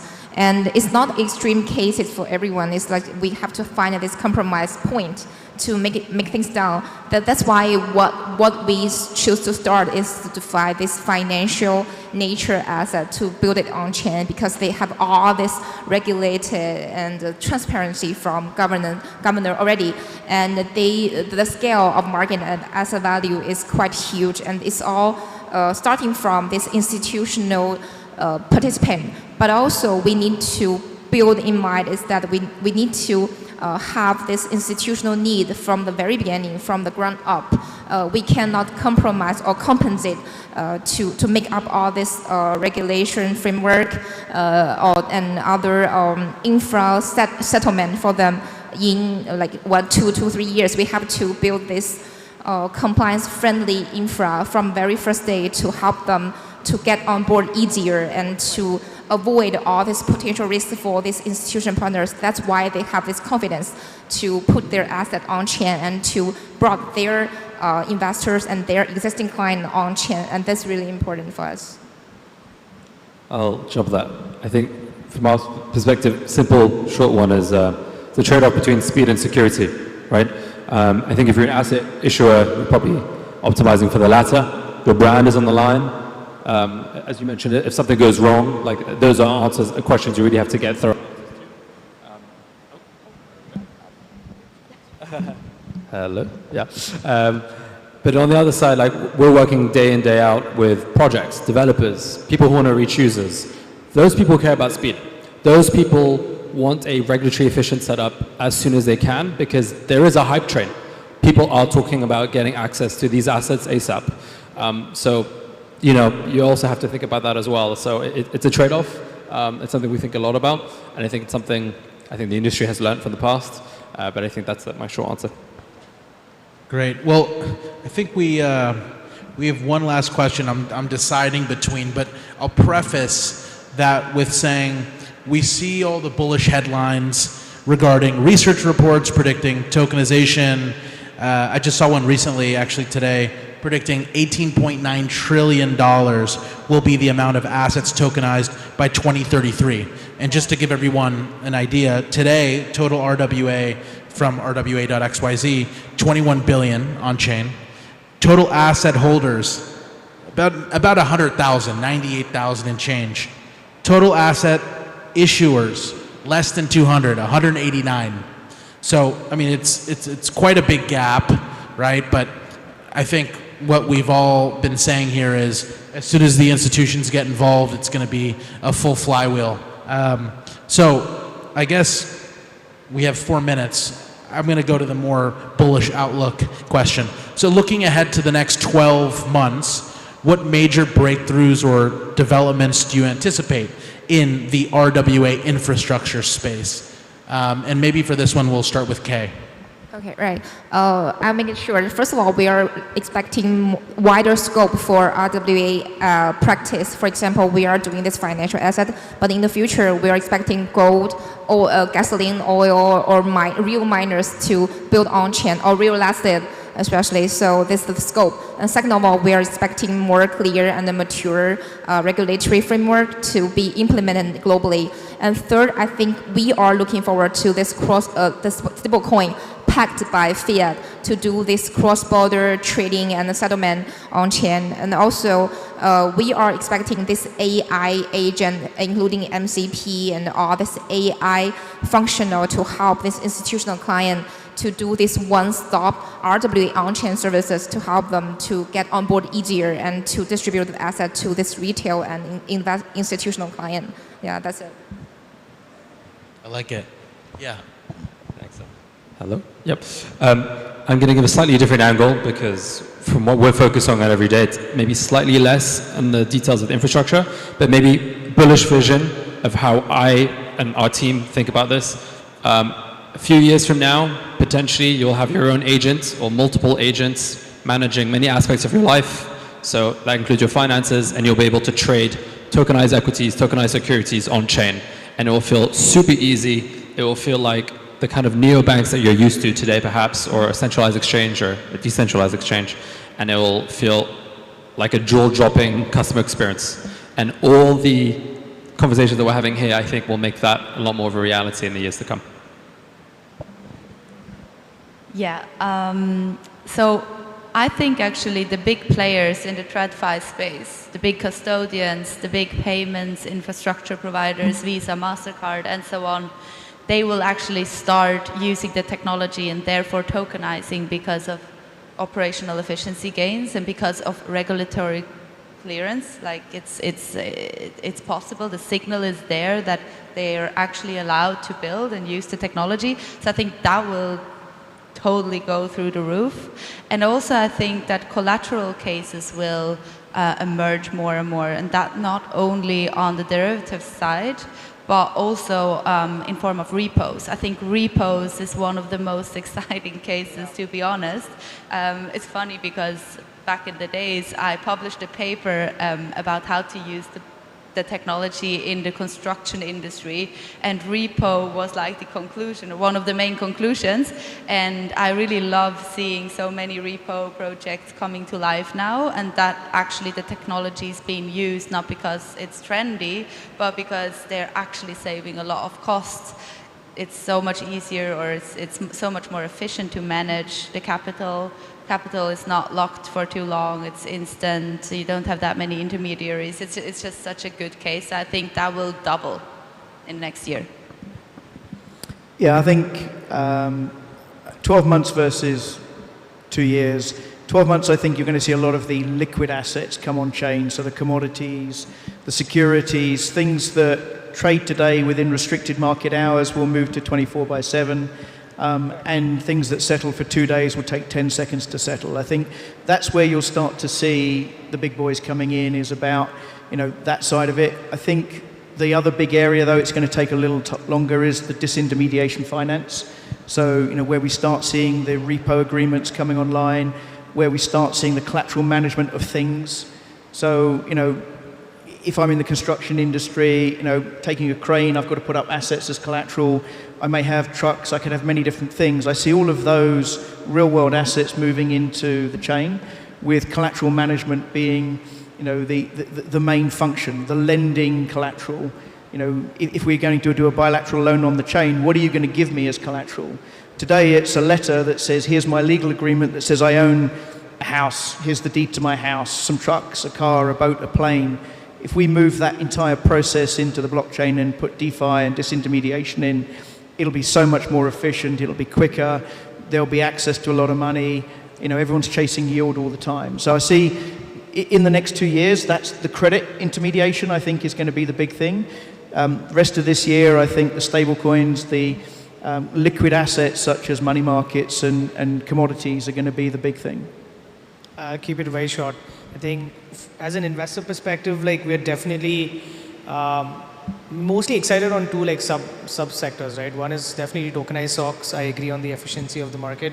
And then tokenized private credit is where my interest is sort of aligned right now. As a fund, we're also starting to think about how do we segregate our DeFi yield generation strategies, and also think separately on an RWA strategy, which is sort of diversifying even the DeFi portfolio, right? Maybe in 2017, investors were investing across sectors, and maybe we didn't have any sectors. Now we have infra, DeFi, gaming, and a few others. It's the same thought process with DeFi now. Now you think for DeFi, you keep a separate bifurcated, separate allocation, and then for RWA, you need to build a separate allocation. So looking forward to getting into that space heavily once regulatory framework is much more clear. So yeah. Great. Well, that brings us to the conclusion of the panel. I'd like to thank the panelists. I'd love to thank the sponsors of the event and the conference organizers. So thank you. And I guess with that, we're going to the after party, right? Is that right? Okay. Thanks, everyone.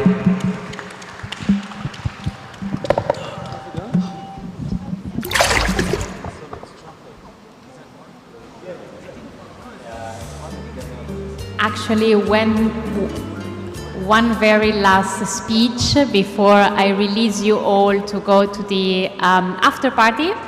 But before that, let me thank all the speakers, the moderators, the partners, the sponsors, and the guests of this amazing afternoon we have all shared. And I would like to welcome on stage the co-founder and chairman of DMZ Finance, Nathan, for the very last remarks. Round of applause, please.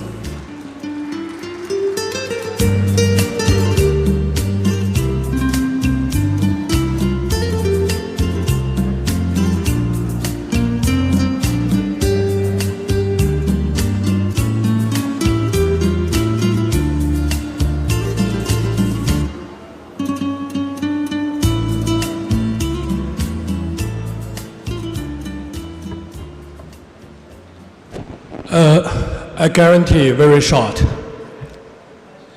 Okay, ladies and gentlemen, at the end of the first RWA Gulf Summit, I would like to take a moment to thank my deepest gratitude and thank you for all our distinguished speakers, our valued partners, and our every participant who come from all over the world. When we first envisioned this summit, we hope to create more than an event. We wanted to build a platform for action. Today, through the powerful conversation we've had, the insight we've shared, and it's clear that RWA tokenization is no longer than a concept. It's beginning to reshape the trade finance. As a DMZ Finance, we are proud to work with the Qatar National Bank and the Commercial Bank International and the powerful partners. The power of the collaboration between the crypto exchange, the GCC largest bank, and the crypto institution clients and the custodian VC is unlocking the full potential of the new asset class. As we move around from today, I invite all of you to stay engaged and to continue the conversation we've started to explore new collaboration. We look forward to working with many of you to pioneer the future of the tokenized finance. Thank you once again for your trust, your valuable insights, your strong belief in next generation of the finance. Thank you very much.